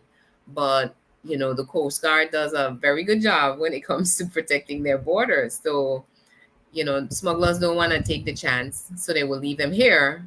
And, we're the ones now that have to return them back to their point of origin. And it's a fight, it's a struggle. Yeah, and it also, we have also social issues, because you have these individuals, we have a national health scheme whereby your employer deducts a percentage from your salary and they pay a percentage. So when these individuals get sick and a lot of them get pregnant, we don't turn them away from the hospitals because they go in as emergency. So we have that whole issue. We also have a social issue. We have crimes taking place. We don't know who are committing the crimes. We have a lot of crimes that are unresolved. And because we have so many individuals in this country who we don't know who they are, we are having a lot of problems. You could be in a supermarket working with a murderer you don't even know.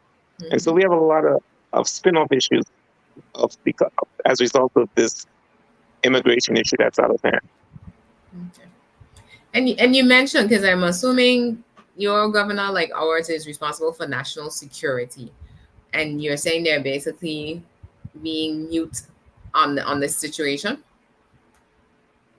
Yes, our governor is responsible for the national security, but I believe more can be done.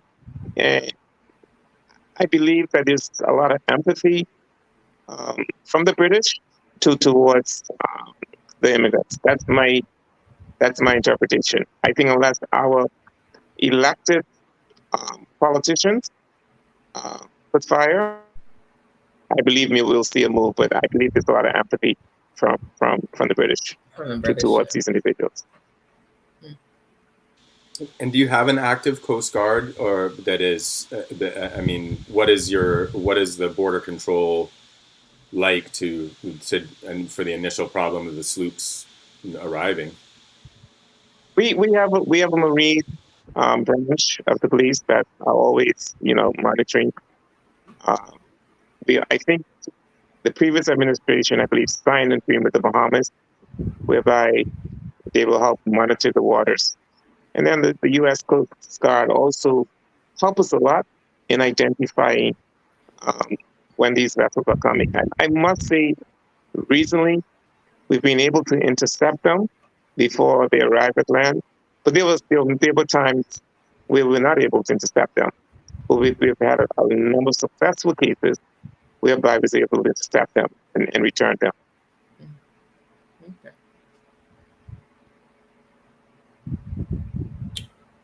All right. Well, push you back.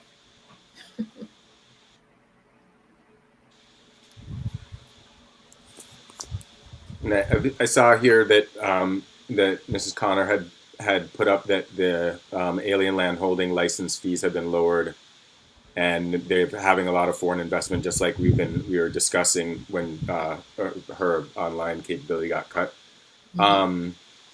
And so I mean, this is the thing. It's interesting because Cayman hasn't had banks fold up like you've had in Anguilla. We are still have a relative 50% of the resident population, unlike you're having in Turks and Caicos. But yet, we're still experiencing the brain drain. We're still experiencing young natives either not coming back from school or moving away from home, and we're still experiencing the massive land grab and an increase in these prices that are going on. It's funny because I work in tourism, Mr. Seymour, and we're always talking about, oh, another client's gone to Turks and Caicos, and so it's interesting because we kind of are living in this bubble here of, oh, everything is groovy in Turks and Caicos, right? As far as their tourism is happening, they're open, their tourism product is making money for them, and it's interesting to hear this other side of it, of where you have these increasing shanty towns and this feeling of a lack of security in your own country, and a whole other issues that are kind of on the other side of that growth and opening and economic stimulus. Yeah, you're absolutely right. And even though economy is doing really well from a tourism point of view, sometimes you have to wonder, is it worth it? Because the majority of the locals are not benefiting from this. Most of us, have low-end jobs. And so sometimes we have to strike a balance, because we have all this development going on, a lot of construction going on, and all these buildings going up. But we're not really benefiting like that. And we don't own a lot of the villas, and maybe only 1 or 2 of us have condos in these properties. And so we are not really benefiting. The country is benefiting because they're getting revenue, but the average person is not. Yeah, there's been a cost. It's been a cost. What I would say is, sorry, Ms. Josephine, go ahead.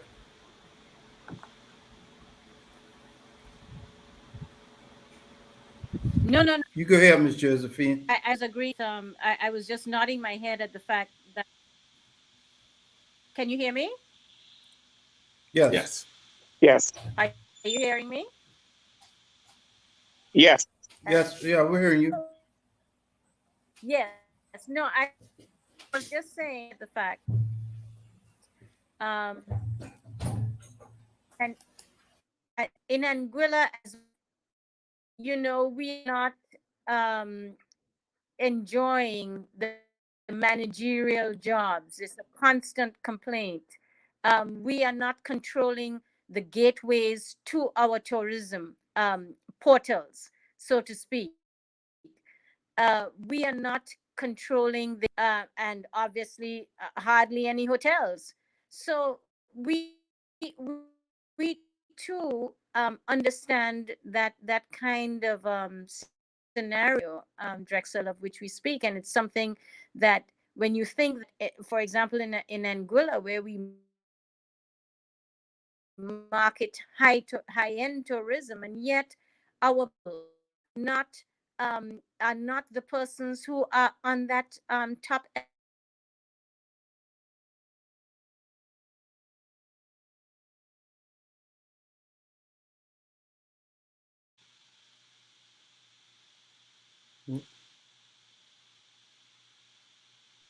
Are you breaking up? Yep. You're saying about that the common people of Anguilla aren't ending up on the top end of the deal. I think she's muted now. Josephine on mute.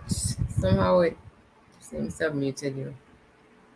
I think her connection is sketchy. It's breaking up, yeah. It seems to be unstable.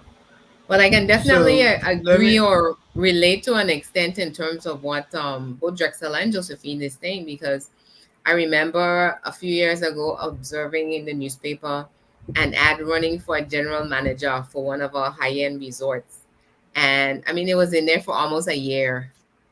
Okay. And I'm like, we're in tourism for probably half a decade now, maybe beyond that, because I think Little Dix was one of the first big resorts that came back in the 70s. And it goes to say that we're not training up the workforce that would actually take advantage of these job opportunities, career opportunities in hospitality, where you're not just, you may start off as a waiter, but I expect at some point you're managing a department and eventually the entire property. Because otherwise, to that, from a wealth standpoint in your community, and that was a conversation I had today in a different forum. It's like, that's what it's all about. Because I made mention of our conversation, guys, around food security. And if you're telling me we're importing, tens of millions of dollars in food, I just need 2% of that to go into some local hands in terms of generating wealth now within the community that stays on shore. And everything is not just going abroad, and we kind of disenfranchising ourselves, feeling that somebody can always do it better than us. And as a Caribbean people, we're sitting in the same universities as them and coming back home, and then we're still looking to outside of ourselves to say somebody has to come and help us develop or to move the ball down the court. And I don't think that's ever the case now. Not, at least not in this day and age. Maybe 50 years ago, but no more. Yeah, very true. And there's other interests defining our worth as people, and what this is what is good about your island where you live, and so we're all going to come there to experience that. And it's like, well, we like experiencing that too. And then what about our 10,000 Caymanians who are on national assistance in the wealthiest country in the Caribbean? You know what I mean? Doesn't make sense. No, it doesn't. And I'm going to tell you, Shaina, that you said something on the last show that I have been repeating as I talk with people. I think about it all the time. You cannot, if you don't develop your people, there can be no sustainable development. Yeah. And that is what is so key about this entire thing, is that we're just getting, okay, those are the pesky natives who sit them over there, and they'll get the work that they, and meanwhile, it feels like the islands across the Caribbean in different ways are getting almost privatized, and they're becoming their own set of trading cards. Pretty soon it's going to see ads online of, oh, I have a property in Anguilla, I'll trade you for your property in Cayman, or I'll trade, you know what I mean? And it's, and we're just like, who are these people who would, know? And this is, I feel like this is a big part of the crux of this show is having these talks of independent thought. And because a gentleman had asked on here, an early comment was, let me see if I find it. I'll Mr. up. Brent Davis. Yeah, I saw it. And he's talking about from Anguilla. From Anguilla, yes. Yes. And he's saying right here, most of our people in the islands are comfortable with being a colony, and what are our views on independence? And when the discussion comes up in Cayman, it's almost like, oh, that's a great thought. We know that it's what would be necessary. We know that it's what the UN has said should happen. But are we ready for it? Have we done the deep work as people?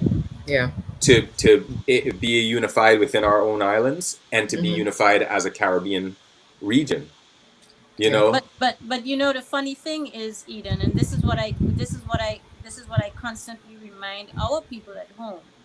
While we are lost in thought about whether we're ready or not, right. In the meantime, yes, the things UK are going is forward on a sharp pace towards global Britain.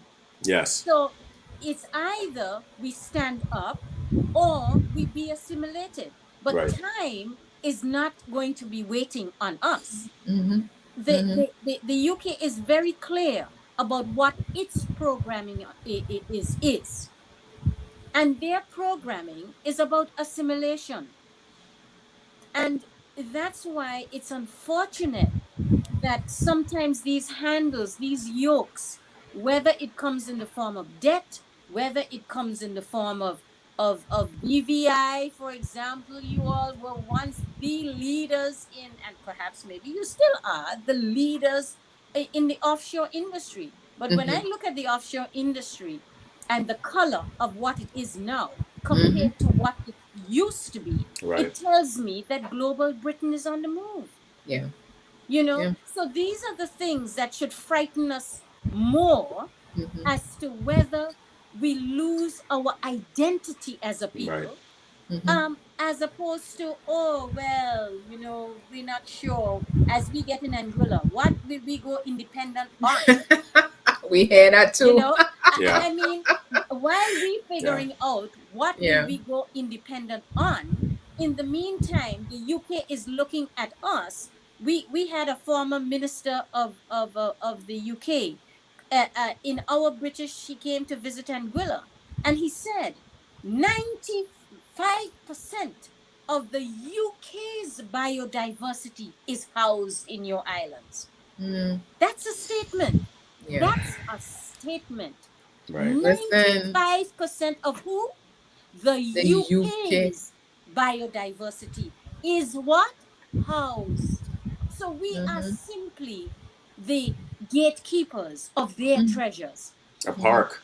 We have Yeah. to understand that if we want to retain our identity, and I hear what's happening with what Drexel has said, and Mm-hmm. you know, this is where it happens. You become overrun until we become just morphed into something that is not our identity.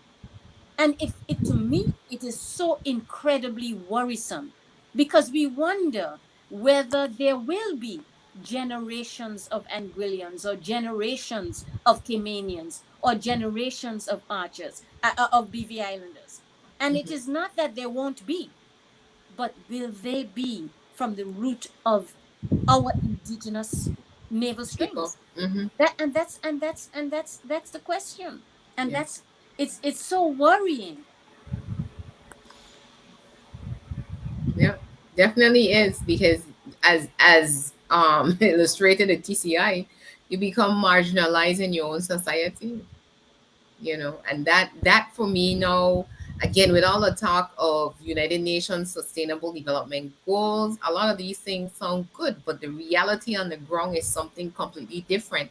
And I think that our political leaders are, it's kind of like the world is moving, but somehow we're in the Caribbean, just kind of like, we're not understanding to a large extent, I think, a lot of global policies that are being formulated around us, for us, and not by us, Right. that are going to put us over in a corner someplace, and it's going to regress us a couple hundred years, because it's almost as if you go back on the plantation.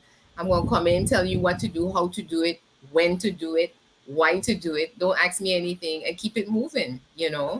I we can't afford to fall asleep on this at all. Already I feel as though we are behind the curve.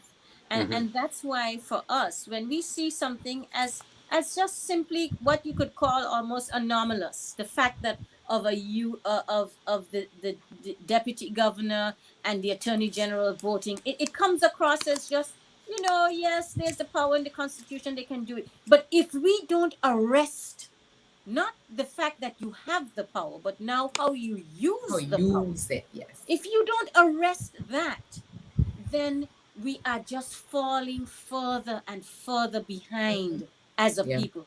And in Anguilla's case, if we do not, even though we are hamstrung by debt, if we do not stand as a people and force the issue of truth behind the debt, nobody wants to talk about that. Nobody wants to focus on the, as you say, Shane, the whys. Mm-hmm. Why do we have this debt? What happened? Who is at fault? How Mm-hmm. do we? Nobody's asking Yeah. those questions. It's as though, let's ignore that, but you have debt. Yeah. And therefore, as though the starting point of the race is the debt. That's not the starting point. And nobody wants to go back and say, no, let's examine Yeah. Let's see. Get to the roots of the matter. Precisely. Yeah. Get to Precisely. the root. And unless you harness the root, the Mhm. only people that stand to be disadvantaged are us, the indigenous people. Mm-hmm. Everything boils down to leadership, and we need to have leaders who really care about the people, Yeah. and be You honest getting Drax with the back? people, and communicate with the people. Yeah. Yeah. Yep. Yeah, What is the let's voting and population in Turks and there's Caicos? I think it's about. Let me get this. I think it's between 7 and 9,000. I can't remember the exact figure. It's not 10,000, and it's not. It's between 7 and 9,000. I don't remember. That's really And your small. overall population is how much? 45,000, but about 15,000 are Turks and Caicos Islands. Wow. Yeah.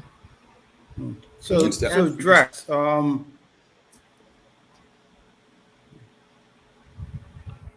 Drax.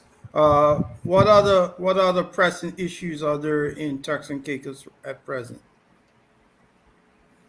Well, we always have this issue where, uh, stemming from what I talked about earlier, a lot of the locals, they feel, marginalized. A lot of them feel they're not in the right positions. They apply for jobs. They're not giving them the jobs. Employers rather bring in someone on a work permit. I think that's the major issue where people cannot find the right jobs. I mean, they could get a job, but it's not the job that they are qualified for. I think that's a big issue for us. Mm-hmm. Yep. The marginalization we just mentioned, guys, is already started. Yeah. And what about cost of living? How's the cost of living there? I know that's a Cost of rhetorical living question, but is a big issue. I had a meeting the other day, with the governor, and the first thing he said, "What issue?" I said, "The first thing was the cost of living. That was the first thing that came out of my mouth. Uh, it's it's probably not as high as Cayman or Bermuda, but it's very high compared to because our minimum wage is 6.25 an hour. Our GDP, I think, is 24,000. I think, and so uh, you have apartment rents very high, uh, fuel tax and kilowatts for consumption. I think it's 0.26 or 0.275. Um, we import everything. Average uh, duty is perhaps 33%. Plus, you pay 7.5% administration. So the cost of living is very high.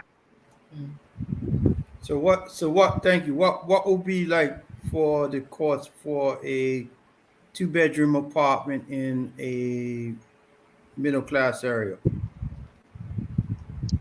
It would probably be around $2,000 a month. Wow, that's why you have a lot of So shanty towns. sounds like the Yeah. BVI. Yeah. And it creeps in because of that. They can't afford, Yeah, exactly. food, shelter, clothing, anything else. It's a struggle. It's a So, major struggle. so geographically, the Turks and Caicos is way up by not way up as far as Bermuda, but they're way up by Florida. Bahamas. Bahamas. What? Yeah. Yeah. What? In your opinion, what are some of the ways that the people of the Turks and Caicos Island, the belongers, how can we foster a better sense of unity amongst us as overseas territories? I think if we could continue to have dialogues like this, and if we could have people from individuals from the overseas territories go to different overseas territories, have face-to-face conversations on issues, and we realize that we have a lot in common. And I think that will promote unity among us. And we can promote ourselves as Caribbean people or overseas territories rather than just promoting ourselves as Turks and Caicos Islanders. because we're so small. So if we could grow in numbers by uniting as overseas territories, I think it will be a force to be reckoned with. And so it requires more dialogue with us rather than us seeing each other as us versus you or them. Yeah, because one of the things that I love about this show is that when each guest comes on and tells, a story, the story of the island, it might be cruises in Cayman Islands, the banks in Anguilla, the what they call Commission of Inquiry in BVI, which we haven't touched as yet. The reality is that it's all what it's doing. It's all driving our people out of our islands into. They've made it easier for us to move to the UK, but at the same time made it easier for people from the UK to take over our islands, right? You know what I mean? We're moving to the UK as renters, right? You know what? We're moving to I'm the glad you brought that UK. up because we had a commission inquiry in 2008, I believe, and the court case is still going on, and we pay roughly around, I think, $12 million a year, and all of that money goes back to the UK because the majority of people involved in this court case are lawyers from the UK, and we are paying for it. And it was a trial by judge only. The judge died in 2020. So we started the case all over again. And so it's probably the longest case ever in the world. And it's costing us over $12 million a year. It started in 2008, you said? The commission inquiry started in 2008. I think the court case started either 2010 or 11. Whoa. And up to yet, justice has not been served for the people.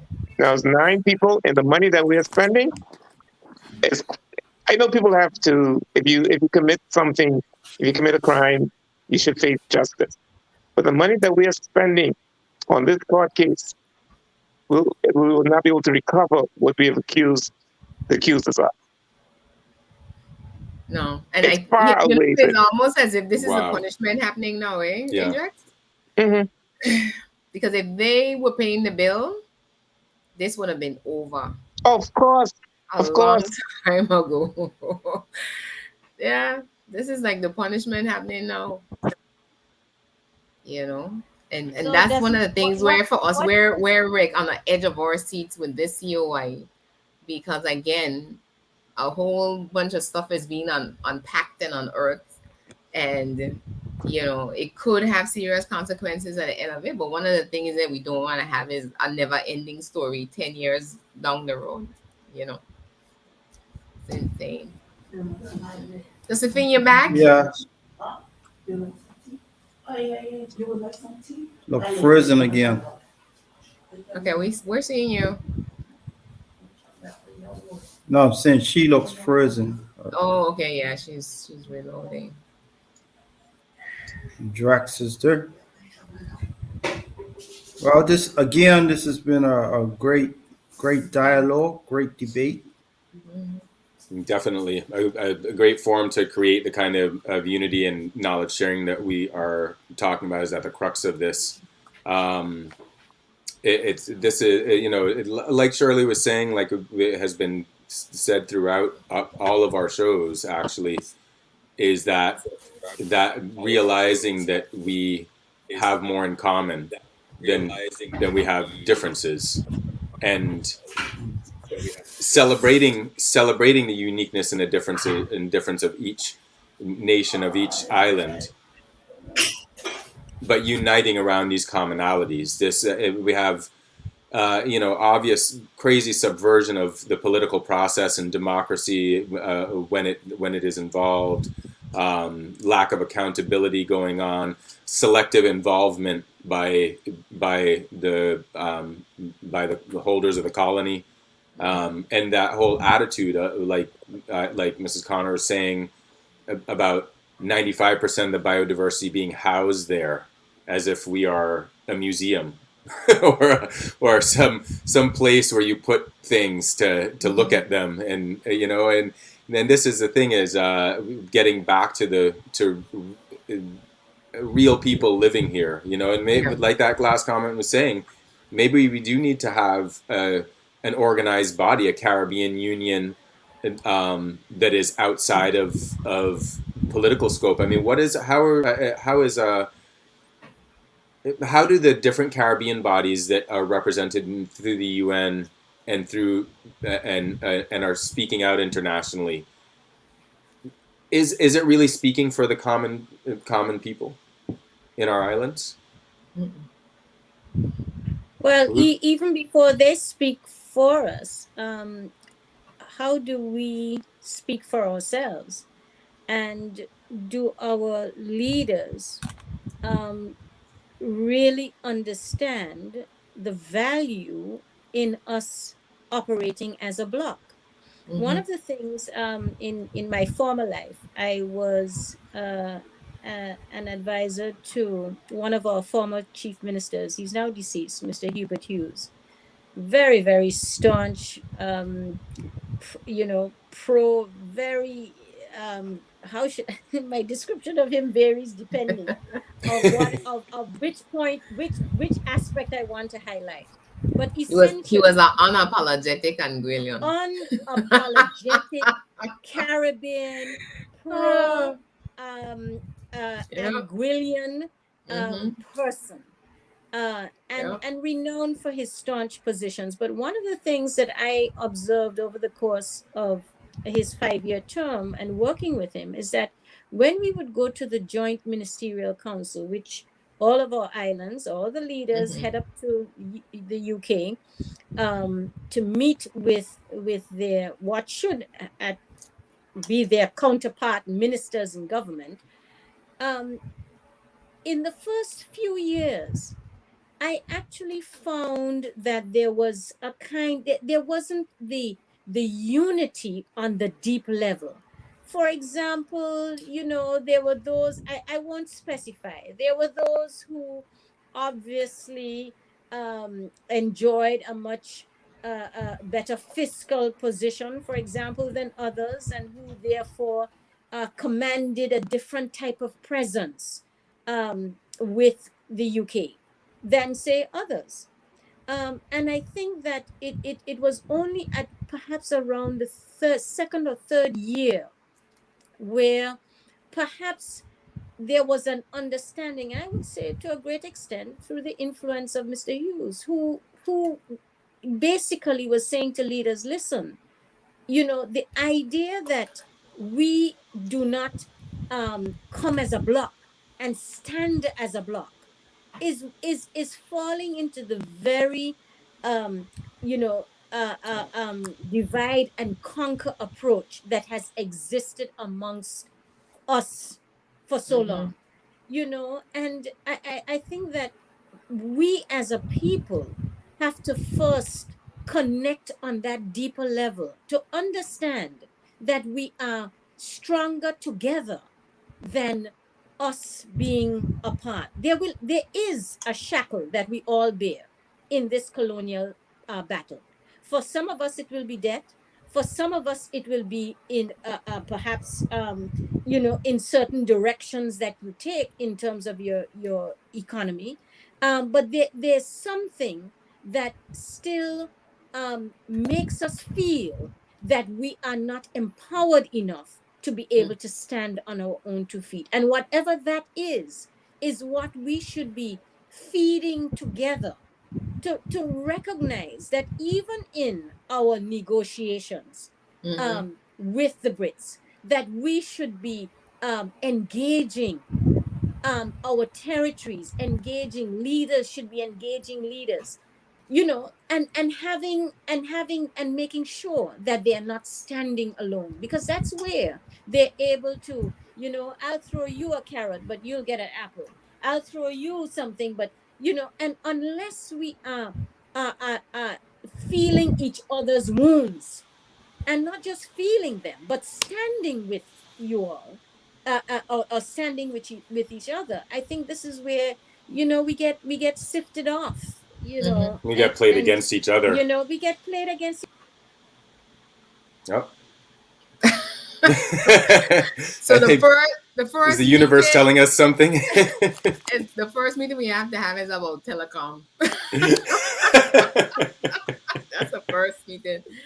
Oh my goodness. We need to own our own telecom. Oh my goodness. I don't know what's happening. In region done right. Well, guys, we had a very full night in terms of content. I really appreciated our guests tonight coming in and sharing about the importance of being active in your community. I mean, some people think community activism is only for certain people, but I hope persons get tonight that it's for everybody. And again, it works best when all of us come together and unite. We might not always get the outcomes because 2,000 signatures plus all these different associations signed off against this tax in Angola, and yet it's like, we're gonna leave you all over here talking and put you on mute, and that's could happen anywhere in any of our territories. So we really have to be vigilant as far as it goes. But Chris, I think next year we have to have a grassroots conference. And again, we know change comes out of the grassroots. So we have CARICOM, OECS, Joint Commission, OCTA. We could go on and on with the acronyms, but it's really about the people and empowering the people and educating them. So we got some really good comments tonight. I don't know if you guys saw when I was popping up some of them in terms of one person said this was the first time they tuned in, but they definitely would not be the last. Let me see if I find it real quick while we get ready to wrap up. There it is. From Leon Lake. Not sure where he's from, but that will be from Anguilla. He's from Anguilla too. Awesome. Lakes are from Anguilla. Yeah, but they migrate all over. So. Can I give a brief? Because Amplify Cayman just released the charter on this last Monday, Sunday was the 20th anniversary of the signing of the UK Overseas Territories to the Environmental Charter in September 26, 2001. And so we decided to use that as a release date. And without taking up too much time, I put the link for checking out the website and checking out the charter there, and you can commit to it as well and sign on to it. Although we're saying Amplify Cayman, we're hoping that to make relations with similarly interested groups who are striving for real sustainability that is people driven across the Caribbean. So if I can do one more screen share, I just wanted to bring attention to this for anyone who's still listening and for you too. Window there.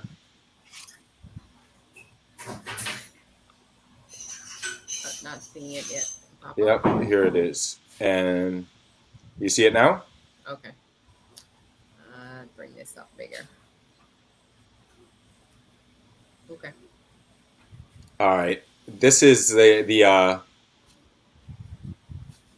charter here, the front of it, and that's thatch rope that made up the crux of our economy in the older days of Cayman and the environment behind it. So this is what it is based on, and we hope that the document can provide some inspiration for people to provide people-driven solutions in their own islands. We're trying to adopt internationally accepted goal standards into what sustainability is, not to drive our perceptions of it as Cayman Islanders, but to ensure that we're holding ourselves to a litmus that has international backing behind it from all over the place, and the current government's own words as to what they want to deliver in their policy commitments from earlier this year. But what I wanted to draw the attention to was this page here, where we discuss nested interdependence. And this is going to be the crux of our public education campaign on the issue, in that if we don't have our environment together and protect our environment, we can't have our community thriving. That idea that if you can't see your children playing under shade trees, then where are the children going to play? Where, if you're not able to manage your own natural resources, then soon all management gets taken out of the ability of the community. And then only within that does an economy flourish that becomes truly sustainable. Oftentimes right now in the Caribbean, we're seeing it the other way around, of where everyone says, oh, well, this will make money, so that's enough reason for it to get approved or go on with this project, regardless of what it does to the community, regardless of what it does to the environment, right? And so we want to see this this conversation get flipped around, to realize that when we have a healthy environment, we have healthy communities. And when we have healthy communities, that includes equity, that includes feeling of culture, feeling of security, health and well-being, a quality education. Then we can have a thriving economy. And so we believe that a stewardship economy is necessary. And I think that this is something that can resonate across the Caribbean. And I invite people to view this document. We're very proud of it. We're very proud of putting it out. And we're going to be taking time here to bring education to it. I'm fortunate to be on another show tomorrow during the day, going through a Cayman Connection, which is connecting Caymanians who are abroad. And we're going to be talking about the oceans and us. So I'll be talking about this same principle as it refers to marine management and the blue economy and so forth. And you can see here, very simple thing. Our future depends on a healthy and a happy, healthy, and safe community, which requires a healthy, stable, and resilient environment. And within that, then the economic benefits can be more equitable and can be managed by local people. So please check out the website and check out that charter. It's an ongoing discussion for sure, and an evolving document. We're going to be reviewing it every year. And it's we're hoping that these ideas start to spur discussion of what true sustainability is, going back to that point you made in the last show, Shaina, about without developing our people, we cannot have sustainable development. Mm-hmm. So it's Carolina is chiming in with a comment here. Yeah, she's talking about the difference between activism and volunteerism. Right. Yeah. And the importance of both, but that we must understand that, activism is where we're pushing back against the status quo. Right. And making sure that we understand the importance of having that as well, because I share with everything Josephine is saying, because we've had persons that engaged and wrote again to the the Foreign Commonwealth and Development Office. Mm-hmm. Right. So used to say FCO. Mm-hmm. And concerning the COI, and persons are like, why is this necessary? They're not going to do anything. They're not going to respond. That's not the point. The point is you can't just sit back and just accept anything handed out to you. That may have been the past, and it's kind of, people want us to be seen and not heard. Right. But now we need to all raise our voices, whether it's in Eden's case, anything to do with the environment, he's front and center. But it goes into livelihoods. It goes into management of our, it affects everything. And that's the thing. The price of democracy is participation. You don't get to be a bystander in a democracy. No. And so whatever passions individuals find to get active on, it's necessary to do so. It's an all hands on deck situation. And I love what one of the things that you kept saying, Josephine, all night, it just kept ringing in my ear. I said, that's where we fall along. We talk about good governance, and we only hear accountability, transparency, and we forget about inclusion, participation, right, responsiveness, efficient and effective government services. And we wonder why we don't have good governance. I don't know. I don't know why we're wondering. But it's important, and one of the things that I always tell people, do not feel discouraged because you don't get the result that you want to at the time.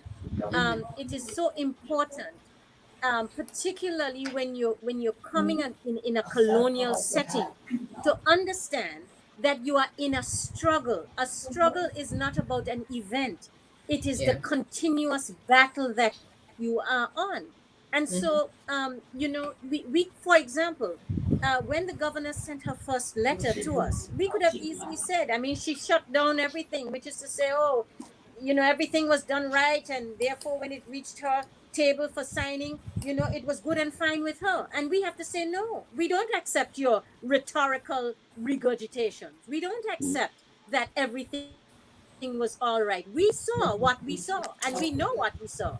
This is very much, the Trumpian era, in which even what you saw, they're trying to tell you you did not see. You did not Right. see. But unless we exhibit the resolve to say that we are not prepared to accept that status quo, and we are going to continue to press and press.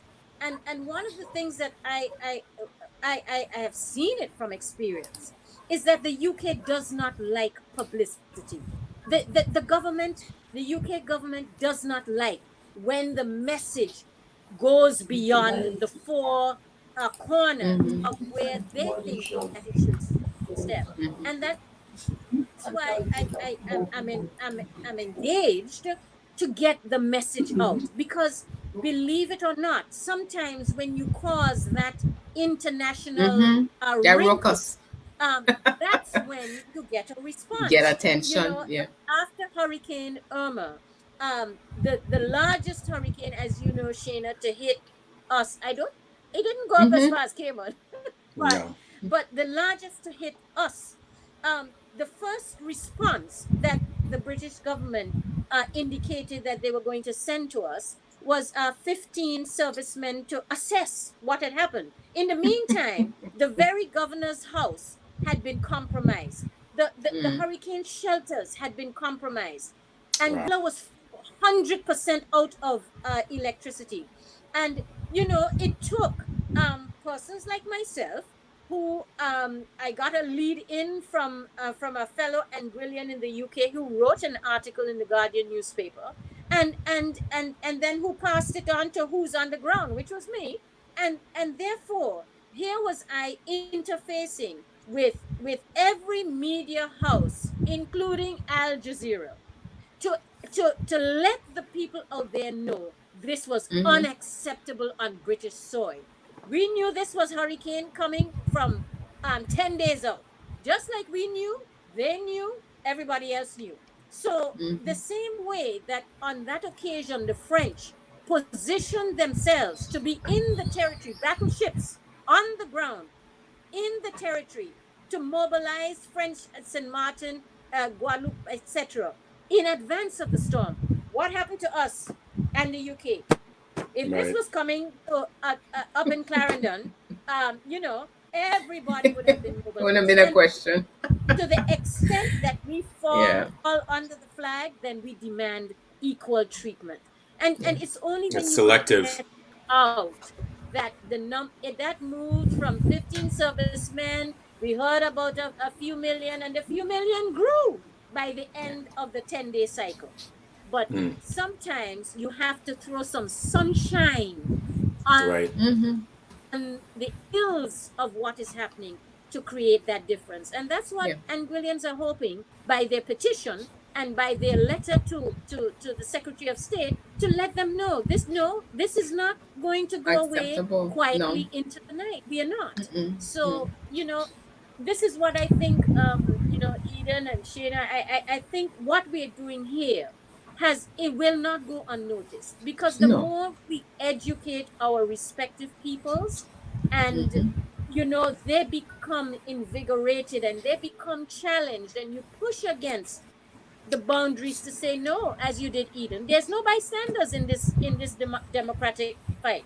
Mhm. So we have to mobilize as the peoples in the territories, in the Yeah. hope that we will all come to that eclipse moment of recognizing that we can do it either alone or together in such grouping as we choose, and not what is dictated for us. Yes. Amen. I started out Chris, but now we gotta wrap up. I want to bring you back. Thank We you want we can so just much, have a Mrs. show, Connor.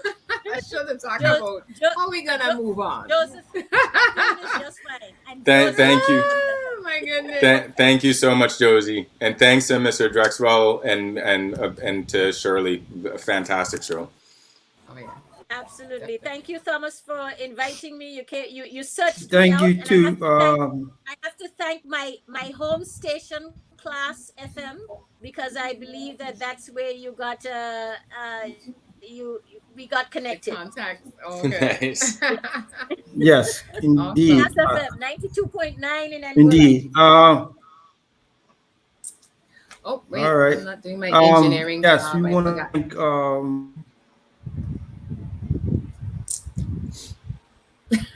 Yeah. Yes.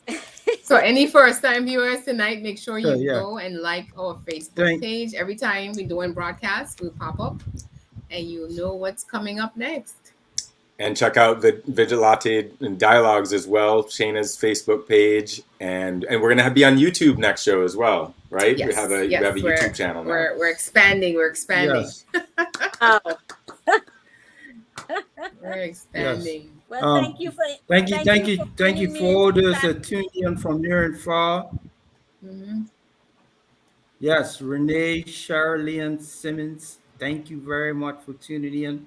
Tamar, Tammy Richardson, Carolyn Ferreira, the late Mr. Smith, all of those that have tuned in, Travis Hanfield. Yes.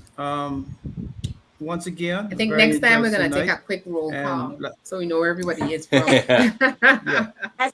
We're gonna, Yeah. True. we're gonna ask them, send, put up the flag, wave your flag, wave your flag, wave your flag. There we go.